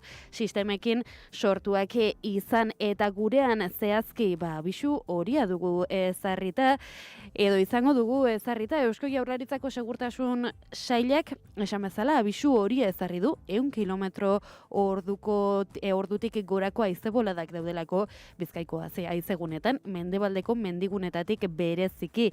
Ordiela eta eguerdiko 3 arte abisu hori aktibatu dute Bizkaian. Haizegunea ez diren tokietan 80 kilometro ordutik gorako haize ufadak daude momentu honetan, haiza Bizkaian gogor jotzen ari dela esan dugu, baina Araban eta Gipuzkoan ere 80 eta 100 kilometro orduko boladak daude haizeguneetan. Ados, eta unaren ondik norakoak ere ezagutu nahi ditugu, Lander Martínez, egunon? Egunon, bai, gaurkoan egunari begira, Iruñeko udalak osoko bilkura egingo du UPN eta PPko bozera mailen estrategia arduragabea salatu eta haien dimisioa exigitzeko. Sexu eraso baten arira egin zituzten adierazpenen ondorioz. Bestalde, Nafarroako Unibertsitate Publikoan espetxeen inguruko jardunaldia egingo dute. Bertaratuko diren hizlariek Euskal Herriko espetxe ereduaren inguruan hitz egingo dute. Eta Nafarroako Parlamentuan osoko bilkura egingo dute. Gobernu aldaketaren inguruko zenbait galdera egingo direla, aurre ikusten da. Bestalde, Pradales eta Mario Barretxena gobernantza administrazio digitala eta autogobernu sailburua eskuduntzen inguruko bilera egingo dute eta bihar batzorde mistoan parte hartuko duten argituko dute. Eta Donostian gaur egingo da Ondarretako Harresiaren gaineko batzordea. Ekonomiari begira, Euskal Herriko pentsiodunen mugimenduak gosaria egingo du amarterdietan Bilbon pentsioen inguruan jarduteko. Bestalde, Hego Euskal Herria eta Ipar Euskal Herriaren arteko mugan Irunen protesta egingo dute N eta Enbak deituta 12etan Mercosur eta dermatosi modularraren gaineko neurriez kexatzeko. Eta Gasteizen medikuen grebaren bigarren greba jardunaldia egingo dute. Ordu batetan Zubietako erraustegiko langileek mobilizazioak hasiko dituzte euren lanbaldintzak duinduko dituen enpresa hitzarmena exigitzeko. Nazioartean, Espainiako Kongresuan Venezuela ardaz izango duen osoko bilkura berezia egingo dute. Alvarez Atzerri ministroak hitza hartzea aurre ikusten da. Eta kiroletan Saskibaloian Euroligako partida jokatuko du Baskoniak etxetik kanpo Anadalu Efes taldearen aurka 7:00 aurrera. Eskualoian Europako txapelketaren hasiera izango dugu gaurkoan eta Dakarraren 11. etapa lehiatuko da ere. Kulturan bigai aipatzeko Ernesto Prat Uzainkik muga hautsien egalak liburua aurkeztuko du ordua da terdietan Donostian eta zinemaldiko ordezkariek genero identifikazioaren txostena aurkeztuko dute Gipuzkoako hiriburuan ere 11:00 aurrera. Ederto, guztia jakin dituko era, eskerrik asko, Lander. Gero arte. eguraldia eta trafikoa naiz irratian. Errepidetan bada nabarmentzeko jazuerarik, Zaloa? Momentu honetan esan dezakegu ez dagoela, aparteko arazorik Euskal Herriko errepidetan hori bai kontuan izango izeko 10:00 iruretara bitarte azken egunetan ikusten ari garen bezala traktoren kontzentrazioa dago aurre ikusita AP8an 0. kilometroan Biriatuko mugan. Eta uraldiari dagokionez, esango dugu, alerta horia izango dugula gaurkoan, baina oraingoz behintzat, Donostian zerua politia daukagu, eguzki printzaren bat, zehazki laino gutxi ere, eta temperaturarik altuenak, Donostiakoak dira, Euskal Herriko hiriburu guztiak aintzat hartuta, hemen 12 gradu dauzkagune honetan. Bilbon ere, beste 12 gradu, eta temperatura hotzagoak, Donibane Garazia dota Baionan, 8 gradurekin, 6 gradu Gasteizala Maulen, eta 3 gradu besterik ez, Iruñan une honetan. Eguraldiaren nondik norako guztiak, Ikerri Berluzeak. Eguraldi ederrarekin emango diogu hasiera ostegunari, baina orduek aurrera ginala eguraldiak okerrera egingo du. Goizean, erdi eta goi mailako hodei bakan batzuk ostarte zabalekin tartekatuko dira eta oso eguraldia atsegina nagusituko da. Aldiz, eguerdi edo arratsaldeko lehen orduetik aurrera, mendebaldean lehenbizi erdi mailako hodeiak ugarituko dira. Hauek zerua jada nahiko estalirik utziko dute, eta arratsalde erdian mendebaldetik fronte bat iritsiko da, honekin hodeitza trinkotu egingo da, eta euritara joko du. Zaparradak mendebaldetik ekialdera mugituko dira, gauerako lurralde osoan euritan izango da, eta tarteka fronte honek Kantauriar isurialdean bereziki zaparrada politen bat edo beste utziko du. Haizeak hego mendebaldetik eta zakar joko du, gauean indarra galduko du, temperatura minimoek eta maksimoek behera ingo dute, minimoak 0 eta 10 gradu bitartean errendituko dira eta barnealdeko txoko batzuetan izotza ere egingo du, maksimoak Kantauriar isurialdean 11 eta 15 gradu bitartean errendituko dira. Eta ego isurialdean aldiz 9 eta 13 gradu bitarten, temperatura maksimuetan freskoenak, Araba eta Nafarroa erdialdean neurtuko dira, altuenak aldiz, kostaldean. Informazioaren aria. Iludunak izan dituzue! Bai ala bai! Bai! Gaur hemen Punpaires kripto txampon berria aurkeztu nahi dizuegu. Ez da kriptotxampon eskaintza bat. Punpaires du izena eta ostegunero 6etan naiz irratian entzun alko duzue. Humorea, elkarrizketa, musika eta euskal komodia. Eta beste 11 kontu. Punpaires umore ikuskizuna ostegunero naiz irratian eta naizen YouTube kanalean. Ongi etorria.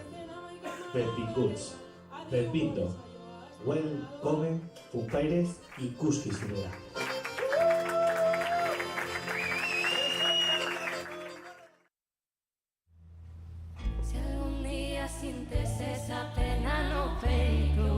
Bizi lasai. Ez diozu inori ezer demostratu behar. Eukiko banu, argitasuna aukera azken momentu horretan maite dudan norbaiti zerbait esateko, sakontasun horrekin. Azken kafea podcastean, heriotzari buruz hitz egiteko espazio seguru bat sortu du Urtzi Ugaldek. Ertz ezberdinak saiatuko gara ikutzen, heriotzaren ertz ezberdinak eta tabu ezberdinak eta denen artean biguntzen saiatu, ez? Eta oraindik ere batzutan pentsatzen du, eskenik kostatzen zaita asko negar egitea sentitzen dut, ez? Asteartero 6etan, naiz irratian eta ondoren webgunean eta podcast plataformetan. Ea que hoxe maña sempre tenga calma. Informazioaren aria, naiz irratian.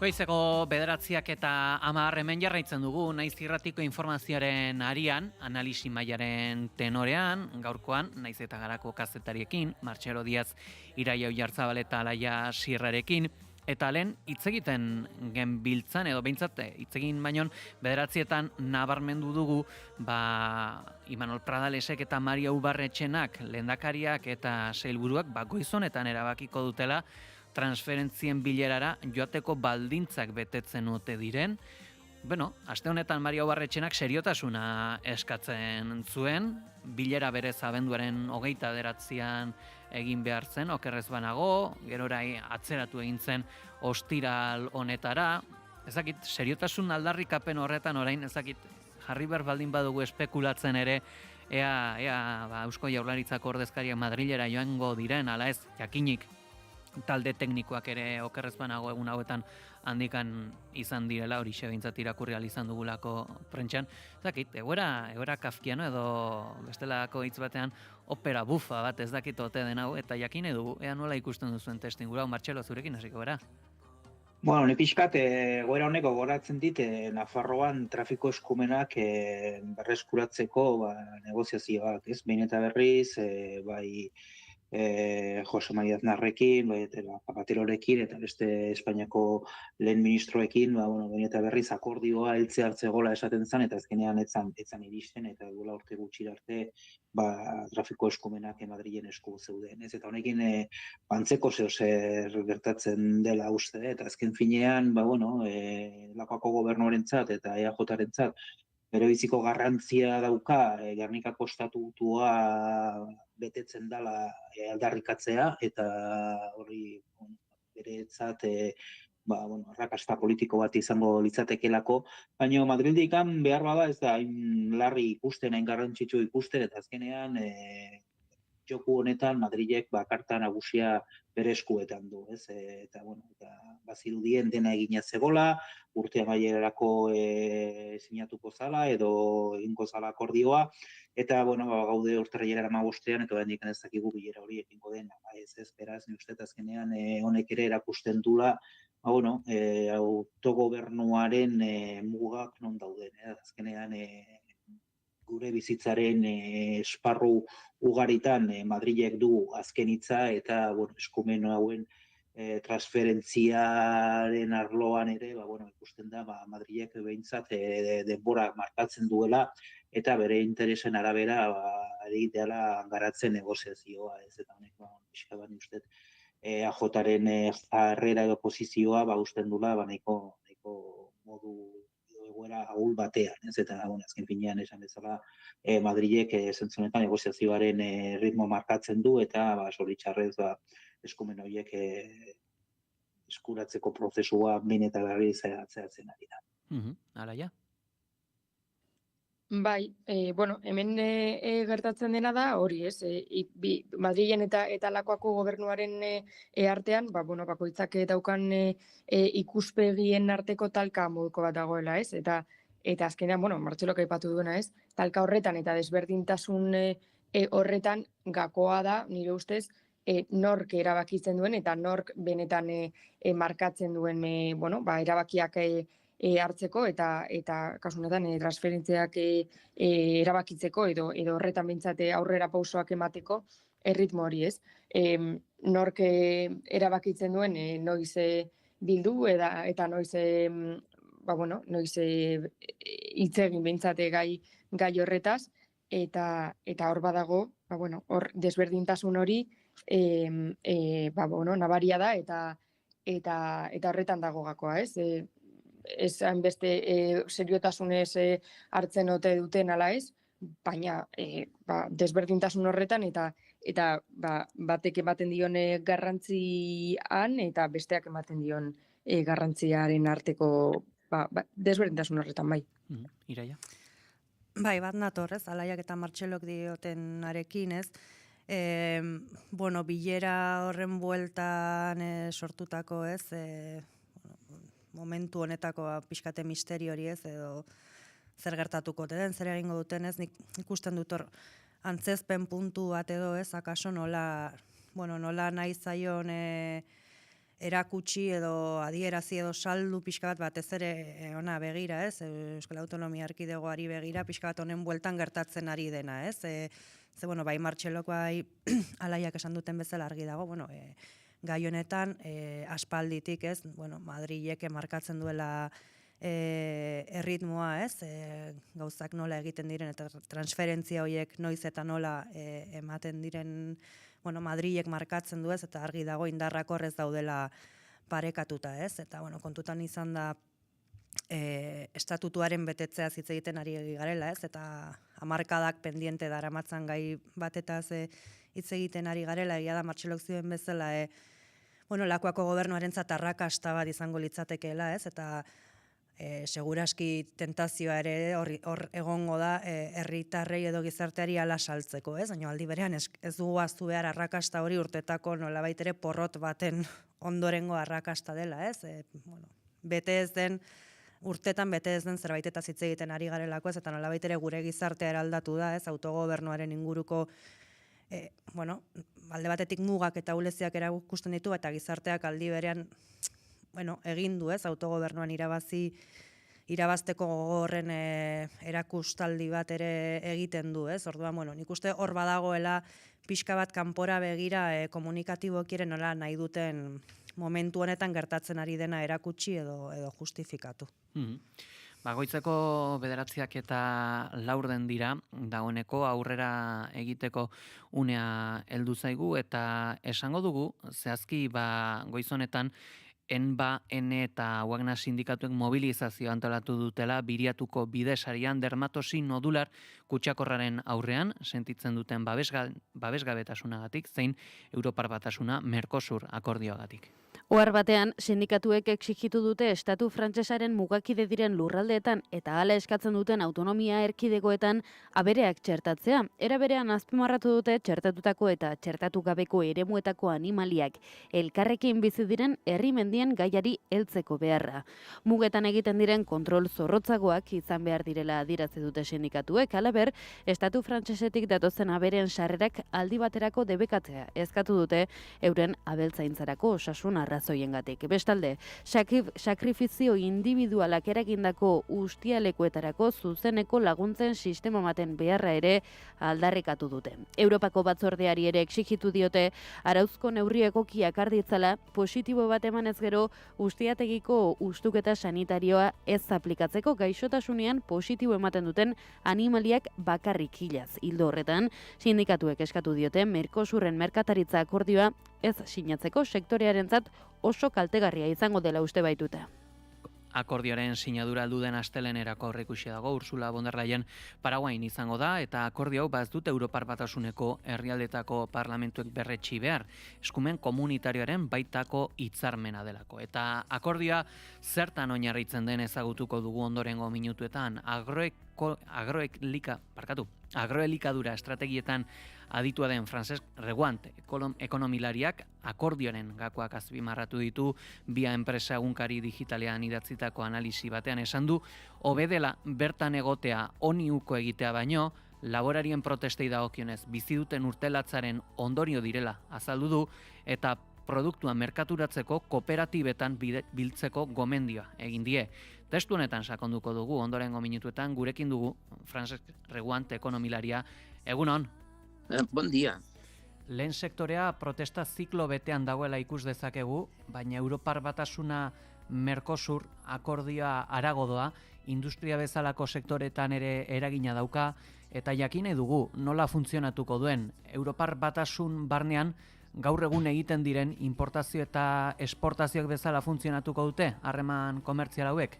No és exactament així. Són uns altres països, però efectes d'arancels, efectivament, vull dir, els arancels, no tots, però els arancels que es reduïssin o que s'eliminessin, esclar, entraríem al mateix sistema. Sí, d'acord. Potser ho he explicat malament, però sí, teniu raó, és correcte. Baieztatu duzu, akordioa kontratazio publikora ere helduko dela analisian, akordioaren ostean Hego Amerikako enpresak ikusiko ditugu administrazio publikoek externalizatzen ala lizitatzen dituzten lanak egiten? Teòricament sí, i a la pràctica serà així, però això té el doble vertent, és a dir, les empreses basques podran licitar-se per els projectes d'Argentina o Brasil. Geopolitikan bizi ditugun garai nasi hauetan, UE Mercosur akordioa, ekonomia bloke berri baten sorrera, suposa dezake Txina ala Ameriketako estatu batuen lidergoen artean? De fet, aquest és l'objectiu de fons, Ara és difícil que arribem aquí perquè la situació geoestratègica està molt complicada, però aquest seria la voluntat. Eta Katalunian eta Euskal Herrian, laborari eta abeltzainak kalera irten dira, kezkaz ikusten dute, Hego Amerikatik etor daiteken kompetentzia edota zer nolako baldintzetan sortu diren elikagai horiek, laborari hauek desabantaila egoeran gedituko dira? Estan espantats, o sigui, tenen por. Tenen por i en part justificada i en part no, perquè exposem-ho per sectors. O sigui, tot el que és horta, productes frescos, fruita, nosaltres estem en condicions perfectament competitives i, a més, hi ha un factor que ens hi ajuda, que és que estem parlant de l'hemisferi nord i hemisferi sud. O sigui, aquest fet ajuda a intercanvis comercials fora de temporada i això és un aspecte possible. O sigui, per tant, oportunitats se'n produeixen a partir d'aquí. A un altre nivell, nosaltres, en aquest cas Catalunya, desconec el País Basc, Catalunya és un gran importador de productes de Mercosur, sobretot cereals i soja. Per tant, és un factor de millora. Llavors, podem preguntar-nos i per què han protestat? Hi ha algun sector que efectivament és més problemàtic, que és el boví de carn. El boví de carn té una importància relativa, però pensem que pot tenir dificultats degut a la gran competitivitat i la qualitat del boví, de la carn de boví d'Argentina, sobretot. Però, en conjunt, tots aquests temes pensem que són un repte amb moltes possibilitats. Però la protesta, han protestat, jo per mi que han protestat pel cansament de la situació en la que està l'agricultura i la ramaderia, de fet de tota Espanya i de Catalunya. O sigui, què ha passat en els últims temps? Doncs hem tingut una sequera terrible, hem tingut un any, aquest any, terrible en temes d'enfermetats de la ramaderia. O sigui, hem tingut el dermatosi nodular en el boví, hem tingut el grip aviar, hem tingut la PPA. La PPA, que a més crea una situació molt enutjadora, molt molest, molt greu, en tant que no hi ha cap granja que hagi tingut aquest problema, aquesta malaltia, però els preus s'han enfonsat i les exportacions s'han limitat.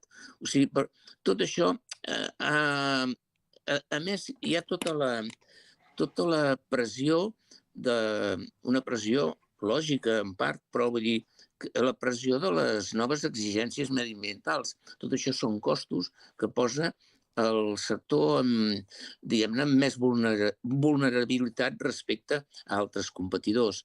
I tots aquests temes han anat creant una gran tensió d'autoestima, o sigui, de pressió de tots els pagesos que veuen la dificultat sobre la continuïtat de les seves explotacions. Akordiora itzuliz, jasoa daude bertan ere hainbat mekanismo lehen sektoreko produkzioa babesteko. Hi ha una clàusula que precisament s'han millorat en els últims moments de negociació, que són clàusules d'aturar segons quins moviments en el moment en què es produeixi un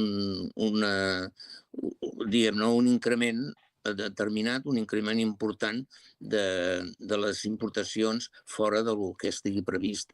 O sigui, bé, el detall és molt més exacte, molt més precís, però seria això. És a dir, aquest és un. I, en general, les mesures de... Sí, aquest seria el mecanisme principal. O sigui, uns diguem-ne, mecanismes de parar, d'aturar processos que derivin, diguem-ne, a una pèrdua de competitivitat excessiva. Eta egoera horretan dauden laborari eta nekazariek neurri horiek izan da ere aurre egin ahal izango diote egoera horri? Haurem de veure que quan es fa un acord d'obertura comercial hi haurà moviments a favor o en contra. Hi haurà desviació de comerç cap a un cantó o cap a un altre. Per això el que és més important que es fixi el sector és en guanyar competitivitat, per tant, unir-se, guanyar dimensió, millorar tecnològicament. Aquests són els factors que permetrà sortir millor d'aquesta situació. O sigui, en un moment pensem sempre, i aquest és el motiu de l'acord, pensem que això afavorirà a tots. O sigui, a tots, però no de la manera lineal. No. O sigui, hi hauran reposicionaments i desviació de comerç. Això es produirà.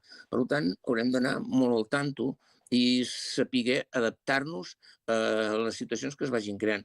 Però, sobretot, l'important és, repeteixo, és millorar la competitivitat a partir de la tecnologia i de la unitat, de guanyar dimensió. Aquest tema és, per mi, bàsic per defensar-se.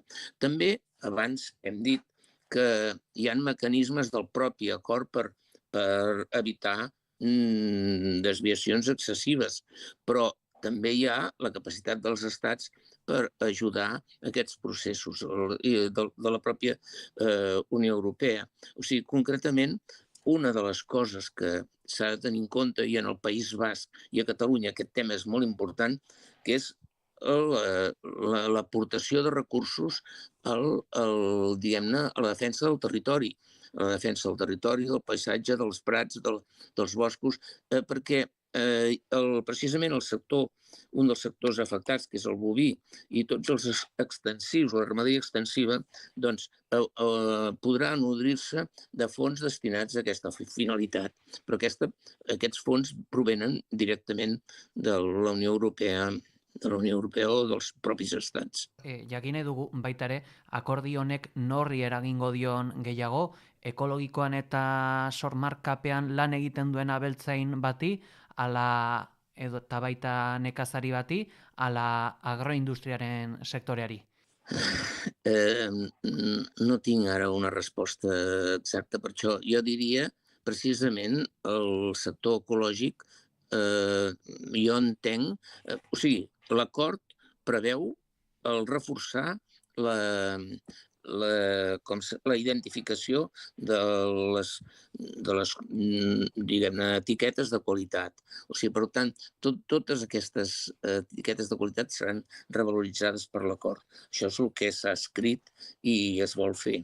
Per tant, podríem dir que la producció ecològica tindrà més facilitats per trobar mercat. Això és teòric, però és molt difícil de preveure. El que sí, no és directament la resposta a la pregunta, però és molt important sobre això, és l'aposta del cooperativisme. O sigui, les cooperatives competitives, amb processos competitius que els bascos, em sembla que en sabeu més que els catalans, doncs són fonamentals per cohesionar tota aquesta petita i mitjana agricultura per donar-li dimensió. O sigui, les cooperatives són la porta per obtenir dimensió des d'unitats d'una dimensió limitada. Horixe bera irakurri dezakegu, bia enpresan idatzi duzun analizian bertan, soluzioa izan daitekeela, kooperatibismo oinarri duen nekazaritza ala abeltzaintza, Brasileko esperientziaz ere hitz egiten duzu? Sí, actualment el cooperativisme no el podem parlar en detall d'aquest cooperativisme, però nosaltres hem fet reunions amb ells i ens han expressat, ens han exposat una capacitat productiva molt gran i llavors buscant com ho feu? Doncs hi ha un model que nosaltres reivindiquem també a Catalunya. La comercialització no l'ha de fer la cooperativa. No l'ha de fer la cooperativa, ha de cuidar dels seus socis. Però la comercialització l'ha de fer una empresa de la cooperativa. O sigui, no sé si m'explico. No, sense sortir de la cooperativa, però comercialitzar en una entitat mercantil, no cooperativa. Una entitat mercantil fa la comercialització, del qual és propietari majoritari la cooperativa, i aquest sistema funciona molt millor. I és el que a Brasil tenen. I aquí s'està impulsant. O sigui que ja tenim algunes experiències que van molt millor i en fi, vull dir, aquest seria un dels elements. És a dir, acostar molt la dinàmica de mercat a les cooperatives. És a dir, no transcendir, diguem-ne, com s'hi diria, no abusar de la ideologia per ser menys competitius. Està mal expressat, està mal expressat, però no sé com dir-ho millor. És a dir, centrar-se en fer una empresa competitiva que reparteix en funció de tots els socis, però que té la capacitat d'autofinançar-se amb normes. Això en sabeu molt més els bascos que els catalans, penso jo, Eta baita ere, ez dakit izan da, ote daiteke UE Mercosur akordioa elikadura arloko sektoreren batentzat negozio aukera bat non esponentzialki bidalitako produktuak Hego Amerikara handitu ditzaken? Sí. Bueno, la indústria té clarament un avantatge competitiu en aquest sentit. Per tant, és una oportunitat per a la indústria, però també és una oportunitat directament per les produccions agràries d'aquí, i tant. O sigui, ja ho he dit, vull dir, els productes frescos, el vi, o sigui, tota una sèrie de productes, i això, per una banda, tenen l'oportunitat de vendre's allà amb més facilitats. Ells també tenen l'oportunitat de vendre aquí. O sigui, aquest és el tracte. És un tracte de win-win. Hi volem guanyar tots. I aquí per això és tan important que tinguem molt present el futur, no el passat. O sigui, el futur vol dir preparar-se. Tecnologia, dimensió, economies d'escala, en fi, vull dir, cooperació. Això és preparar-se per guanyar aquestes oportunitats que hi seran. Elementu guzti hauekin gelditzen gera. Francesc Reguant, mila esker gurean izategatik. Moltes gràcies. A vosaltres, moltes gràcies.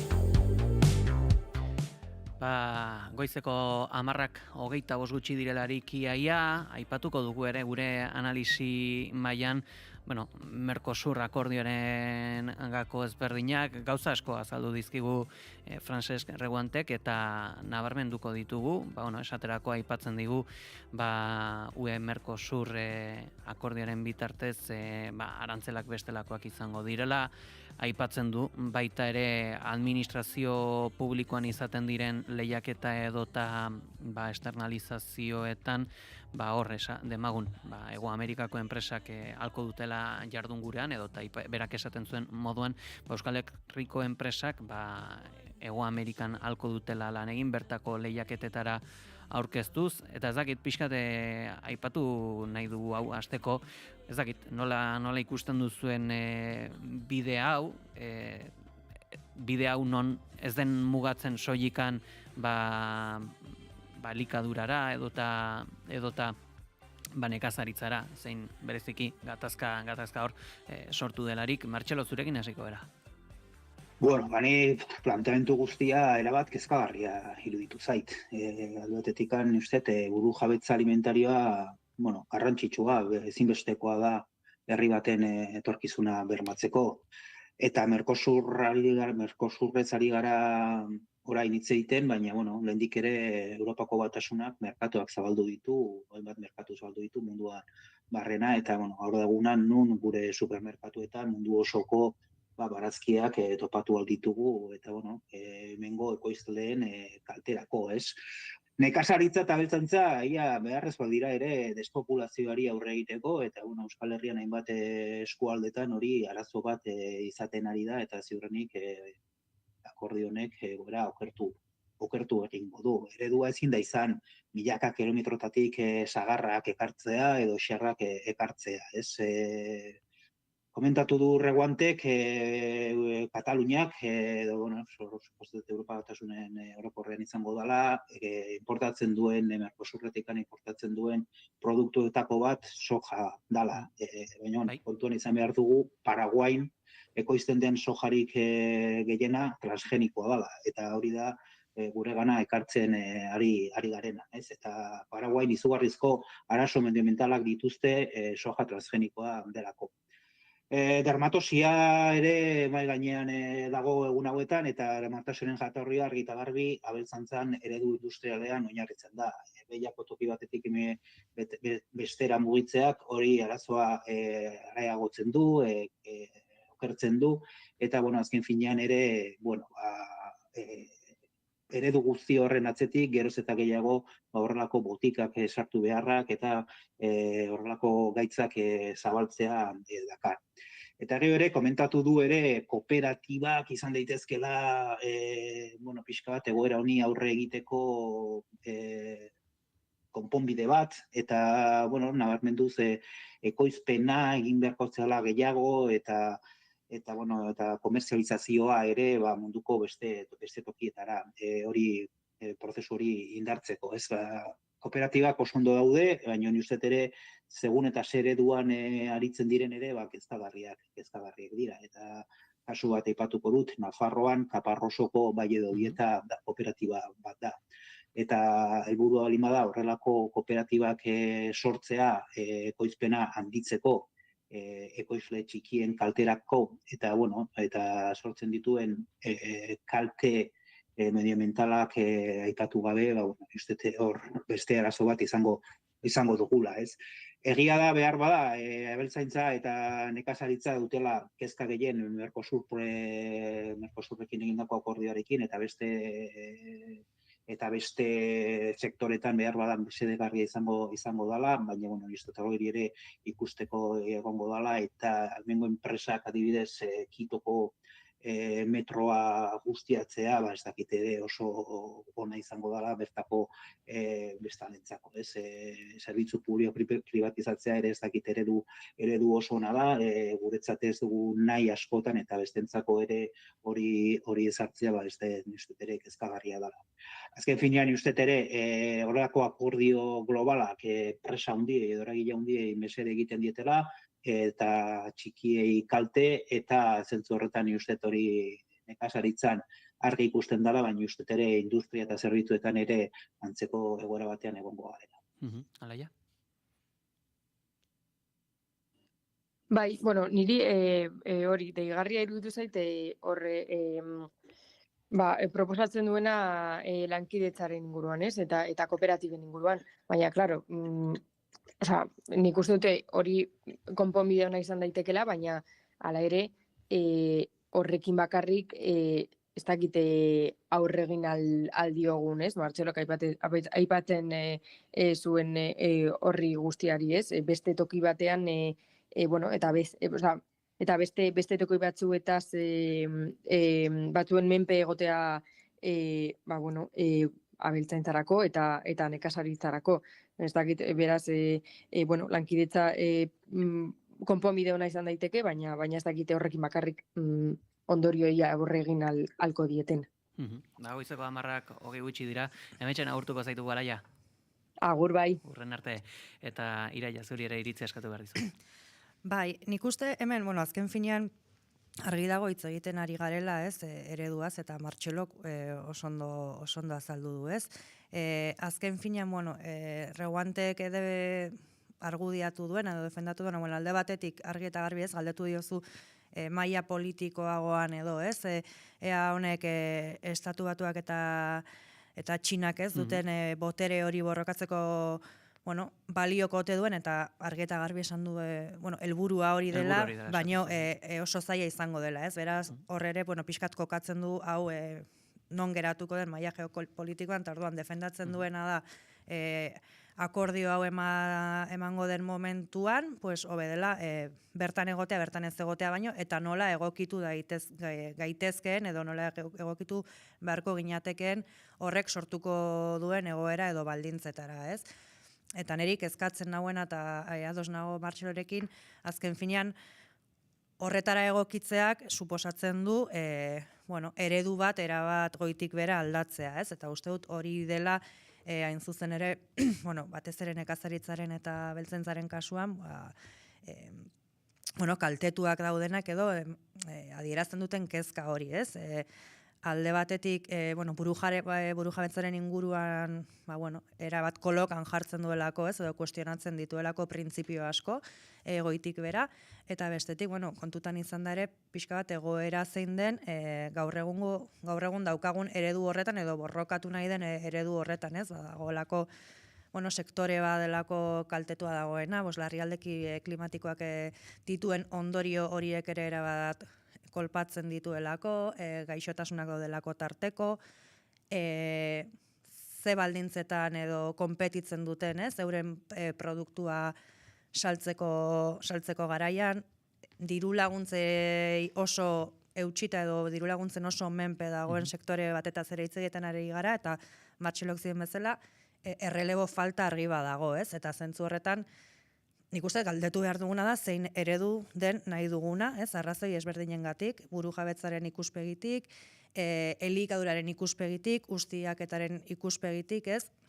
Eta uste dut, akordio batetara nolabait ere mugatzeak edo egokitzeak ez duela balio erantzun orokor bat emateko, ez? Uste dut, sakonago jo behar dugula, eta horregatik badela pixka bat kezkagarria, ez?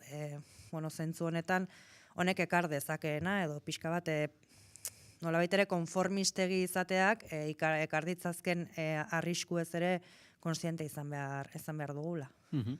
Hain zuzen, munduaz hitz egiten denean gaur egungo testu inguruan, eta botere banak eta jataz eta ipatzen delarik mundu multipolarra izan behar ote den. Ez dakit, honetan edo eragina izango du, Martxelo? Bai, azkenean mundu global batean bizi gara eta blokeek bere naia edo bere agenda markatzen gaituzte, ez? Azkenean ikusten dugu, Txina eta estatu baten artean, lehia badagola eta hori guregan eragina dauka. Zentzu horretan egia da, Latinoamerikako 4 herrialde nagusiekin eta Europako batasunarekin bloke bat osatzea, interesantia izango litzatekeela geopolitikoki, guzti hori orekatu ahal izateko, baina, uste azkenean, ikusten ari garen azken finean ere da, elkartasun ekonomikoa edo lankidetza ekonomikoa, azken finean ez horretan ere, bloke horien osaketan ere, dira beste elementu batzuk, politikoa eta militarra adibidez, eta zentzu horretan hemen ez da horretaz ezara aipatzen. Egia da mundu aldakor batean gaudela, blokeak aldatzen ari direla, ordena bera aldatzen ari dela, eta horretan ere, elkar laguntza, teorikoki behintzat,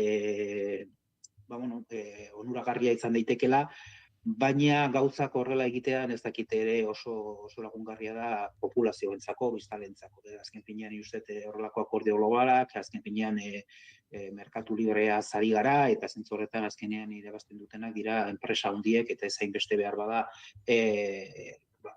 herritarrek, ez, baina ikusi beharko dugu honetan ere egia ote dan Europako ekonomiarentzako onuragarria izango dan hau, ala ez, kotxe eta zaipatzen da, zentzu horretan uste Europako Europako kotxegintzak ere izugarrizko arazoak ditula Asiakoekin alderatuta, eta ez dakite horren konponbidea izango da, Europan ekoizten diren kotxeak Brasilen salztea. Ni behar horretan ere mesfidati naiz. Baina, ikusi beharko dugu, azken finean honek ze bilakaera duen, eta egia da, hartzeak beti ere teorikoki behintzat ona dala, baina ikusi beharko dugu ere nola egiten den elkartasun hori edo lankidetza hori ez. Bizako 10 laurden gutxi dira eta munduari temperatura hartzen jarraituko diogu. Danimarkak elkarrizketa proposatu arren ez dutelako Trump baretzea lortu, anexioa besterik ez duen hartuko magnateak. Groenlandiaren inguruko ezberdintasunak eztabaidatzeko Ameriketako Estatu Batuak eta Danimarkaren arteko lantaldearen sorrera iragarri dute J.D. Vance eta Danimarka zein Groenlandiako atzerri ministroen bileraren ostean. Batzorde horretan, Ameriketako Estatu Batuak segurtasunaz dauzkan kezkak ala Groenlandiaren lerrogorriak errespetatzea espero dute. Lars Løkke Rasmussen, Danimarkako kanpo aferetako ministroarentzat ukaezina da Irlaren lurraldetasuna. Territorial integrity of the Kingdom of Denmark and the right of self-determination of the Greenlandic people are, of course, totally unacceptable. Rasmussenen hitzetan bilera baliagarria izan da Donald Trumpen narratiba eteteko. Groenlandian ez dagoela Txina ala Errusiaren mehatxurik esan du. And it was a great opportunity also for Vivian and I to go up against the narrative because it is not a true narrative that we have, Chinese warships all around the place. Magnatearen kezkak baretzeko, NATOk Irlanduen presentzia zabaltzea proposatu du, hala ere, hau ez da nahikoa Trumpentzat. Ameriketako Estatu Batuetako presidenteak dio, Danimarkak Groenlandiako segurtasunari leradun beste zakur bat gehitu besterik ez diola egin. They were talking about they put an extra dog, and they were serious about this. They put an extra dog sled there last month. They added a second dog sled. That's not going to do the trick. Atzoko bilera amaitu ostean, Groenlandiako ala Danimarkako atzerri ministroak, baikorki ikusi izan genituen prentsaren aurrean, baita ere irudi batzuk ere sare sozialetatik zabaldu dira, non ikusten diren, postasun puntu batekin elkarra gurtzen direla edota zigarro bat erratzen daudela. Jakine dugu, ea zer gertatuko den Groenlandiarekin, ea bilara honek balio izan duen bintzat giro apur bat baretzeko, edo ezagit, nola ikusten duzu testu ingurua, Iraia? Testu ingurua uste dut nahiko komplikatua dez, eta ez egonkorra dela ni nahiko mesfidati naiz gai honetan ere ez. Alde batetik Trumpek bere asmoak argi dituelako ez, eta nekez pentsa daitekelako uko egingo dienik edo aldatuko dituenik edo bestelako planik jarraituko duenik, beste gauza da nola egingo duen eta zeren truke edo nola marraztuko duen bere helburuen bila edo bide horretan egingo dituen urratsak edo urratsak baino, ez dakite jarraituko duen bide oker hori, ez? Eta beste behin ere ez, eta azken egunetan asko irakurri dugu horren inguruan, eta asko aipatu da, analisi mai ezberdinetan ez, azken finan hitz egiten ari gara, Europaren ahulezia nabarmen batetaz ez, eta Danimarkaren kasuan ez, eta Groenlandiako herritarren buru jabetza nahi hori ere non eta nola gelditzen den ez, orduan ni nahiko mesfidatia naiz ez, egia da Venezuelako erasoa gertatu zenetik pixka bat gaudela une oro Donald Trumpek egiten duen adierazpen bakoitzaren pixka bat menpe ez, eta nolabait ere hori jarraitzen, eta askotan ez dakizu gurpiltzoro horretan ere zenbateraino sinesgarritasuna badakigu zein den ez,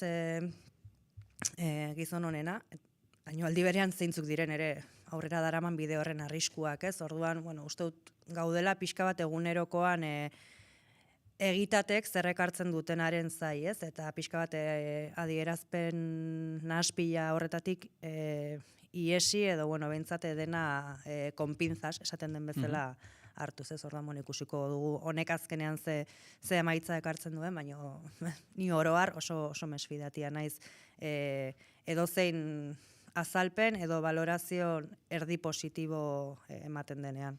Martxelo? Bueno, ikusten ari garena ere, bada NATOren porrota, ez? Azken finean Danimarka, Groenlandiako lurralde bera eta Estatu Batuak pixkate gatazkonektako protagonistak guztiak NATOko kideak dira, ez? Eta NATO suposatzen zen kanpoko eraso bati aurre egiteko estruktura militarra zala, batez ere, bere garaian Sobietar Batasunari aurre egiteko eta egune Errusiari aurre egiteko, ez? Eta Errusiako mehatxu hori duela hilabete eskas batzuk aipatzen zana, beharrezkoa zala, egitura militarra indartu, Errusiari aurre egiteko, eta bar, ikatzen ziren diskurtsoak, baina uste dagoeneko sarrak gelditu direla, eta ikusten ari garela, NATOko kide baten lurraldetasuna mehatxu egiten dionak, beste kide bat dala, ez eta zentzu horretan, azken finean zoro joko zoro honetan ikusten ari gara, arrazoitik haratago dagoen elementu bat, ez? Azken finean, Groenlandia bilakatzen ari da gune estrategikoa, aldaketa klimatikoarekin, hor komunikabide berriak ezarri galko direla dirudi, Artikoko izotza urtzen den heinean, eta zentzu horretan, aldaketa klimatiko aldaketa klimatikotik onura ekonomikoak ateratzeko lehia batean gaude. Ez azkenean horretan herrien borondatea badirudi dagoeneko beste behin ez daukala garrantzirik, Groenlandiako populazioaren nahia bere eta berri izaztu egiten da afera honetan, eta zer esanik ez, Europako Batasunaren muskulu politikoa beste behin ere ahul dagola erakutsi du Donald Trumpek. Egia da Donald Trumpek bere asmoak betetzen ditula, bai mehatxoekin edo negoziazioekin edo indar militarrarekin Venezuelan gertatu den bezala, baina ez dakit nik Groenlandiako egoerak horrelako interbentzio bat merezi duen Trumpentzat. Azken finean ezin dezakegu ahaztu momentuz ere guzti handikan ez baldin bazan nahiko zoro gogoratu behar da, Estatu Batuek badauzkatela tropa militarrak dagoeneko Groenlandian, NATOko kidea denez ere, azken finean interbentzio militar bat lurralde hori kontrolatzeko, nahiko saia izango litzatekeela Amerikako Estatu Batuetako armadarentzako, ez? Baina Trumpen asmoak eta eginak ikusi ondoren, uste ezin dezakegula ezer baztertu, baina egia da ere Trumpek fronte asko ditula, Venezuelan, Palestinan, zeakak azken aldian, eta Txinaren kontrako bere jarduera ere, Amerika guztia kontrolatzeko nahiak ere, orduan Groenlandiako saltsa horretan sartzea modu militar batean, uste bandikan ez gaudela fase horretan, baina esan bezala Trumpekin edo zen gauza gertatu daiteke. Galdetu nahi dizuet baita ere, eta Europar Batasuna zer, ze Palestina ala Venezuelarekiko, ikusi ahal izan dugu Europar Batasuna menpeko posizio batean, Ameriketako Estatu Batuekiko, baina orain, protagonismo puntu bat edo nabaritzen da, ez dakit, Macron bera, egontzan udan, bertan, Groenlandian, eta orain, berriki egun hauetan, Artikoaren erresistentzia operazioa, maniebra militarrak egin behar omen dituzte, eta horretarako Danimarkak antolaturiko ariketa hauetan izango dira Alemania, Suedia, Estatu Frantsesa edota Norvegiako militarrak bertan, ez dakit zer interpretazio egin beharko zen honekin, baina ez dakit zer da hau gehiago, erakusteko barrura begira Europar Batasuneko estatuei dagokienez, zerbaitetan gabiltza ala Donald Trumpi horretarazteko gu hemen gaude, Ireia. Ez dakit, argi dago Europar Batasuna askotan epel agertu dela, zenbait egoeren aurrean, bueno, Palestinako kasua hor daukagu, eta, bueno, oro harrez, Venezuelako erasoa gertatu zenetik, horre, badago, edo izan du askotan, irmotasun falta hori sikiera adierazpenetan, kasu askotan. Eta ondorioz, pixka bat horrek ikustarazten du alde batetik, bueno, zuk aipatu duzun peie menpekotasun hori, baina ez bakarrik menpekotasuna, nahi izan da ere, ahulezian nabarmenak ditu, segun eta zer edo noraino borrokatzeko zenbait egoeratan, orduan, ez dakite nola hartu behar den ere, bueno, aipatu dituzun mugimendu edo adierazpen horiek, nik uste egitateak behar ditugula eta gero benetako zenbaterainoko benetan eman daiteken haustura bat edo distantzia bat edo, bueno, ez dakite bloke horren edo jarduteko modu horren inguruko haustura bat eta distantziamendu bat, uste dut nekez momentuz hor egon daitekeenik benetako asmo bat edo aldaketa baterako nahirik, ez? Martxelo? Bai, urtetan eta urtetan Europako batasuna, bueno, estatu batuen menpe edo estatu batuen politikaren gidaritzapean egonda, ez? Eta bueno, eta beneta berriro, bueno, Washingtonek sartzen zuenari amen esan dio, ez? Eta bueno, aipatu dugu, mugazerbak, Venezuelako afera ere hor daude hori azkenekoak aipatzearren, baina bueno, historian atzera egiten bali badugu, kasu ugari izango ditugu, ez? Eta pixka bat ni uste gora horretan beste pausu bat eman dala, ez? Eta orain erasoa Europaren kontra dago zuzenean, edo Europako estatu baten kontra zuzenean.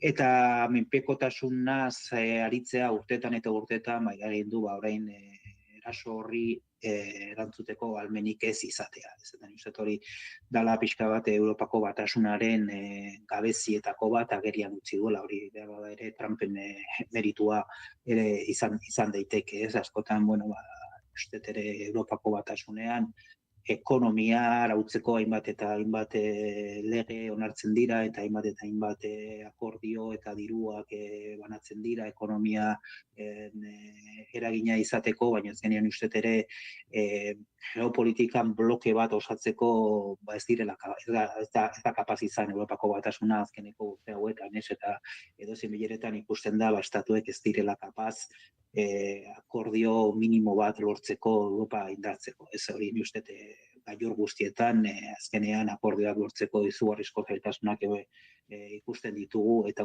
guzti horren ondorioetako bat izan da orain eraso militar baten aurrean edo mehatxu militar baten aurrean zaudenean ez dakazula horri aurre egiteko tresna egokirik, ez? Eta esan bezala Trumpen meritua izan daiteke ere Europako batasunaren gabezi horiek mahai gainean edo azalaztea. 2 minutu besterik ez goizeko 10 izan daitezen, hemen utziko dugu goiz honetako analisi maila. Iraia Oiarzabal eta Martxelo Diaz, mila esker gurean izateagatik. Eskerrik asko, ondo izan. Gero arte, aurren arte bai.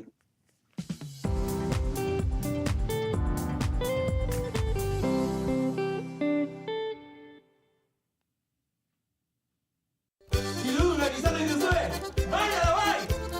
Bai! Gaur hemen Punpaires kripto txampon berria aurkeztu nahi dizuegu. Ez da kriptotxampon eskaintza bat. Punpaires du izena eta ostegunero 6etan Naiz Irratian entzun ahalko duzue. Humorea, elkarrizketa, musika eta euskal komodia. Eta beste 11 kontu. Punpaires umore ikuskizuna ostegunero Naiz Irratian eta Naizen YouTube kanalean. Ongi etorria. Benvinguts. Benvindo. Welcome Punpaires ikuskizunera.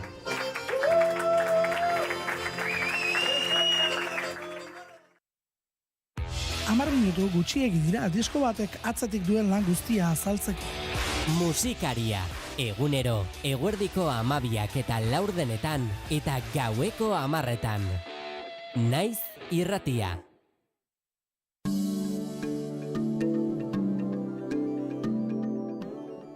Naiz Irratia.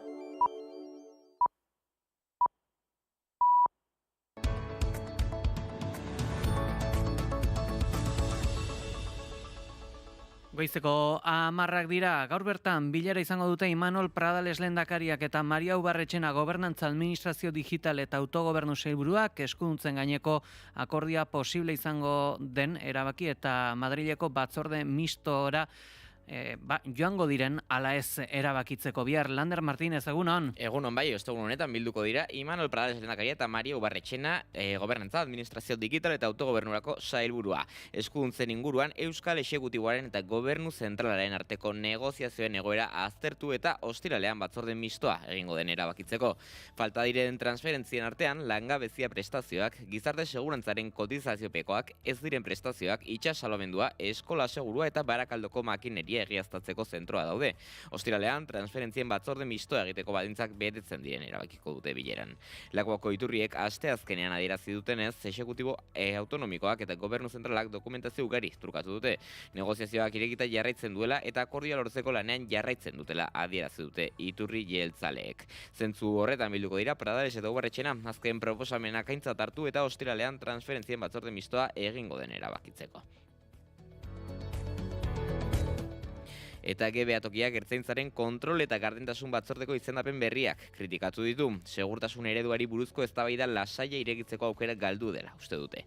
Behatokiak ohartarazi du batzordeko kideek beraiek lan egiteko mugak adierazi zituztela legebiltzarrean egindako agerraldi batean. Aztertzen ari ziren arazo nuklearretako bat segurtasun sailaren osaera eta izendapena zen. Egiaztatu dute batzorde hori ez dela kanpoko mekanismotzat hartu eta beraz polizia erakundearekiko independentetzat hartu dute. Jardunbide egokitzat jotzen dute Kataluniaren kasua, non gizarte erakundeek torturaren prebentziorako mekanismoan parte hartzen duten.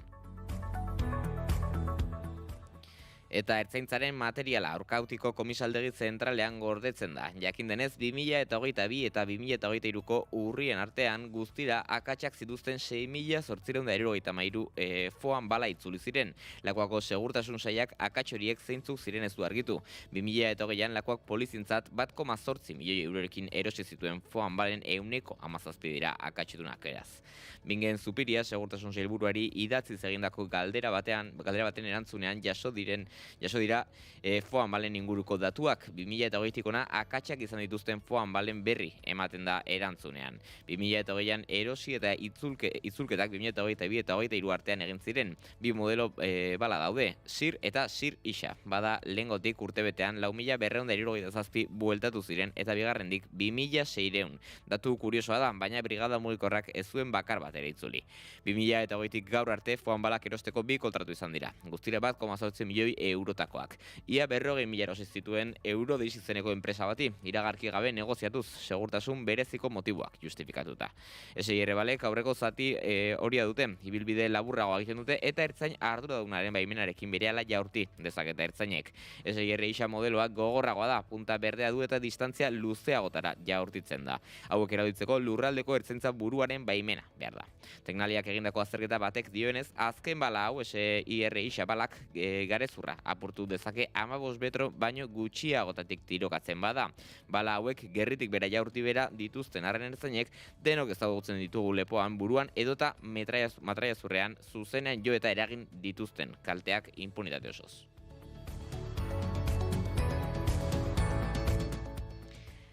Eta mundu osoko gobernuak masken grok estutzen ari dira, horrek sortu ditzaken deepfake sexualengatik. Grok isaik garatutako chatbota da, Elon Musk aberatxaren jabetzakoa eta horren inguruko polemika mundu osoan lertu da azken egunotan, eduki sexual esplizituak sortzeko duen gaitasunagatik. Aizkoa Perez artea, feminismoa eta adimen artifiziala lantzen duten Femias kolektibako kideak honela azaldu du. Hau hasi zenean, 2018an hasi ziren pertsona famatuei burua eta gorputza aldatzen, ez? Baina orain, eske gure elkarrekin egiten dugu, gure kide bati egiten diogu. Besteak beste, Europako batzordeak isari adimen artifizial hori integratuta dagoen sare sozialari eskatu dio urte amaierara artea txiki eta gorde ditzala grokekin lotutako barne dokumentu eta datu guztiak. Bitartean, Europako hainbat herrialdek mekanismo legalak aktibatu dituzte adimen artifizial horrek sortutako sexu irudien kezkaren aurrean. Espainiar estatuan datuak babesteko Espainiako agentziak agerian dauden eta ikusezinak diren arrisku ez ohartarazi du. Baita penalak ere, hirugarrenen irudiak argitaratzea dakartenak, benetakoak izan zein adimen artifizialeko sistemekin sortuak izan. Ministro Kontseiluak deepfakeak orearen aurkako delitutzat jo ditu berriki. gure datuen protekzioaren legea, eta hau horren aurkadoa, eta badago gure ohorea babesten duen legea, hori bai, baina karo, biktima bat bazara, eta hori egin badizute, ez duzuna da, abogatu baten bila joan nahi, historio guztia kontatu, argazkiak erakutsi, azkenean gelditzea oso zaila da, oso azkar zirkulatzen du. EITBek eginiko elkarrizketa honetan, deepfaken 89 emakumeak direla argitu du Perezek, eta heziketaren beharra azpimarratu du. Soluzioa da, lehenik eta behin, violentzia dela esatea. Batzutan txantxa bat bezala hartzen dugu, eta ez, violentzia da. Eta ondorio larriak dituz emakume horiek eremu digitalentik ateratzen dira, edo gu emakume guztiok daukagu beldur bat hori egin aldigutela. Heziketa da arazoa, eta gure gizarte aldatzea eta ulertzea hori ezin dela egin. Eta nazioartean, Ukrainian adin batetik gorako gizonezkoek armadara eta beraz gerrara joateko derrigortasuna dute. Bada Kiebek bai idei horri muzin egin edota behin gerran zaudenean handik aldegin duten 200,000 pertsona jarri ditu jo puntuan. Наше завдання – залучити максимальну кількість підприємців до оборонного виробництва. Ukrainako defentsa ministro berria dago eta kargu hartzerakoan pertsona guzti hauen bila hasiko direla esan du. Gerra irabazteko soldaduak beharrezkoak direla eta arazo larria dutela dio defentsa ministroak, izan ere Ukrainako zenbait frontetan militarren gabezia dute. 25 urtetik 60 urte bitarteko gizonezko ukrainiar guztiek dute armadara joateko derrigortasuna. Askok uko egin diote horri, naiz eta jakin Ukrainian bertan geratuz gero edozein momentutan atzeman eta behartu ditzaketela horretara. Bestalde armadan sartzeko soldadu izateko formatzen dituzten zentro hauetan dauden abusuak eta ustelkeriaren aurrean irtenbide sistematikoak iragarri ditu defentsa ministroak. Bien bitartean, gerra parteari dagokionez, Errusiako Rostoviko zibilen eraikin baten kontra droneak jaurti ditu Ukrainak eta gutxienez 2 lagun hil. Hasiera batean Kiebek energia azpiegeturen kontra erasotzen duela esan du, baina zibilak ari dira ere Errusian hiltzen. Errusiak kontraran 200,000 lagun utzi ditu negu gorrian berogailu eta argindar gabe zenbait erasoren ondoren. Eguraldia eta trafikoa naiz irratian. Eta informazio praktikoari begira nabarmentzeko dugu Biriatuko mugan AP8an 11:00 3 traktoren kontzentrazioa egingo dutela eta autopilaketak espero dira. Eguraldiaren berri Iker Ibarruzeak emango dugu. Eguraldi ederrarekin emango diogu hasiera ostegunari, baina orduek aurrera ginala eguraldiak okerrera egingo du. Goizean, erdi eta goi mailako hodei bakan batzuk ostarte zabalekin tartekatuko dira eta oso eguraldia atsegina nagusituko da. Aldiz, eguerdi edo arratsaldeko lehen orduetik aurrera, mendebaldean lehenbizi erdi mailako hodeiak ugarituko dira. Hauek zerua jada nahiko estalirik utziko dute, eta arratsalde erdian mendebaldetik fronte bat iritsiko da, honekin hodeitza trinkotu egingo da, eta euritara joko du. Zaparradak mendebaldetik ekialdera mugituko dira, gauerako lurralde osoan euritan izango da, eta tarteka fronte honek Kantauriar isurialdean bereziki zaparrada politen bat edo beste utziko du. Haizeak hego mendebaldetik eta zakar joko du, gauean indarra galduko du, temperatura minimoek eta maksimoek behera ingo dute, minimoak 0 eta 10 gradu bitartean errendituko dira eta barnealdeko txoko batzuetan izotza ere egingo du, maksimoak Kantauriar isurialdean 11 eta 15 gradu bitartean errendituko dira. Eta ego isurialdean aldiz 9 eta 13 gradu bitartean, temperatura maksimoetan freskoenak, Araba eta Nafarroa erdialdean neurtuko dira, altuenak aldiz, kostaldean. Kontu hauek nabarmenduta eskerrik asko Lander hementxen agurtzen zaitugu eta agurtuko ditugu baitare bigarren kafeako kideak Inigo Esensio eta Goyuri Ezeiza egunon. Egunon Beli. Ostegun honetarako nolako kontuak aipatuko dituzue? Bakaitz Arrasolarekin ariko gara, berarekin basogintza giroan aritu gara, edota naturarekin eta jasangarritasunarekin lotura duten gaiekin, eta hori izango da nolabait berarekin izango dugun aitzakia, esango nuke 2025ko klima aldaketaren eta planetaren egoeraren inguruko hainbat notiziak jarriko dizkigula, eta ondoren beste bi gonbidatu ere izango ditugula, Goyuri, gaurko bigarren orduari ekiteko. Bai, Elisabet Mejutorekin hitz egingo dugu, joango gara Lazkaotik Bartzelonara eta Bartzelonatik Oltzetara stand-up komediaren bidez, eta baita ezagutuko dugu, Jurretako liburutegia, ze badakize bertan egiten dituztela esker honeko jardunaldiak, aurtengo 8. edizio izango da, eta Roald Dahl izango da omendoa, eta Eta bueno, horren arira ziortza ona indiarekin hitz egingo dugu. Eta gainera tartetxo hartuko dugu Eneko Iturberekin, straight edge mugimendua ezagutzeko, nolabait punk mugimendutik eratorritako hedonismoa eta autosuntxiketa baztertzen duen mugimendua. Beraz, menu osoa gaurko ostegun hontarako ere. Adi, egongo beraz. Eskerrik asko. Eskerrik asko zuri Beli. Eta gure partetik besterik ez joateko tenore heldu zaigu. Ondo segi, egun politia izan, aio? Naiz irratia.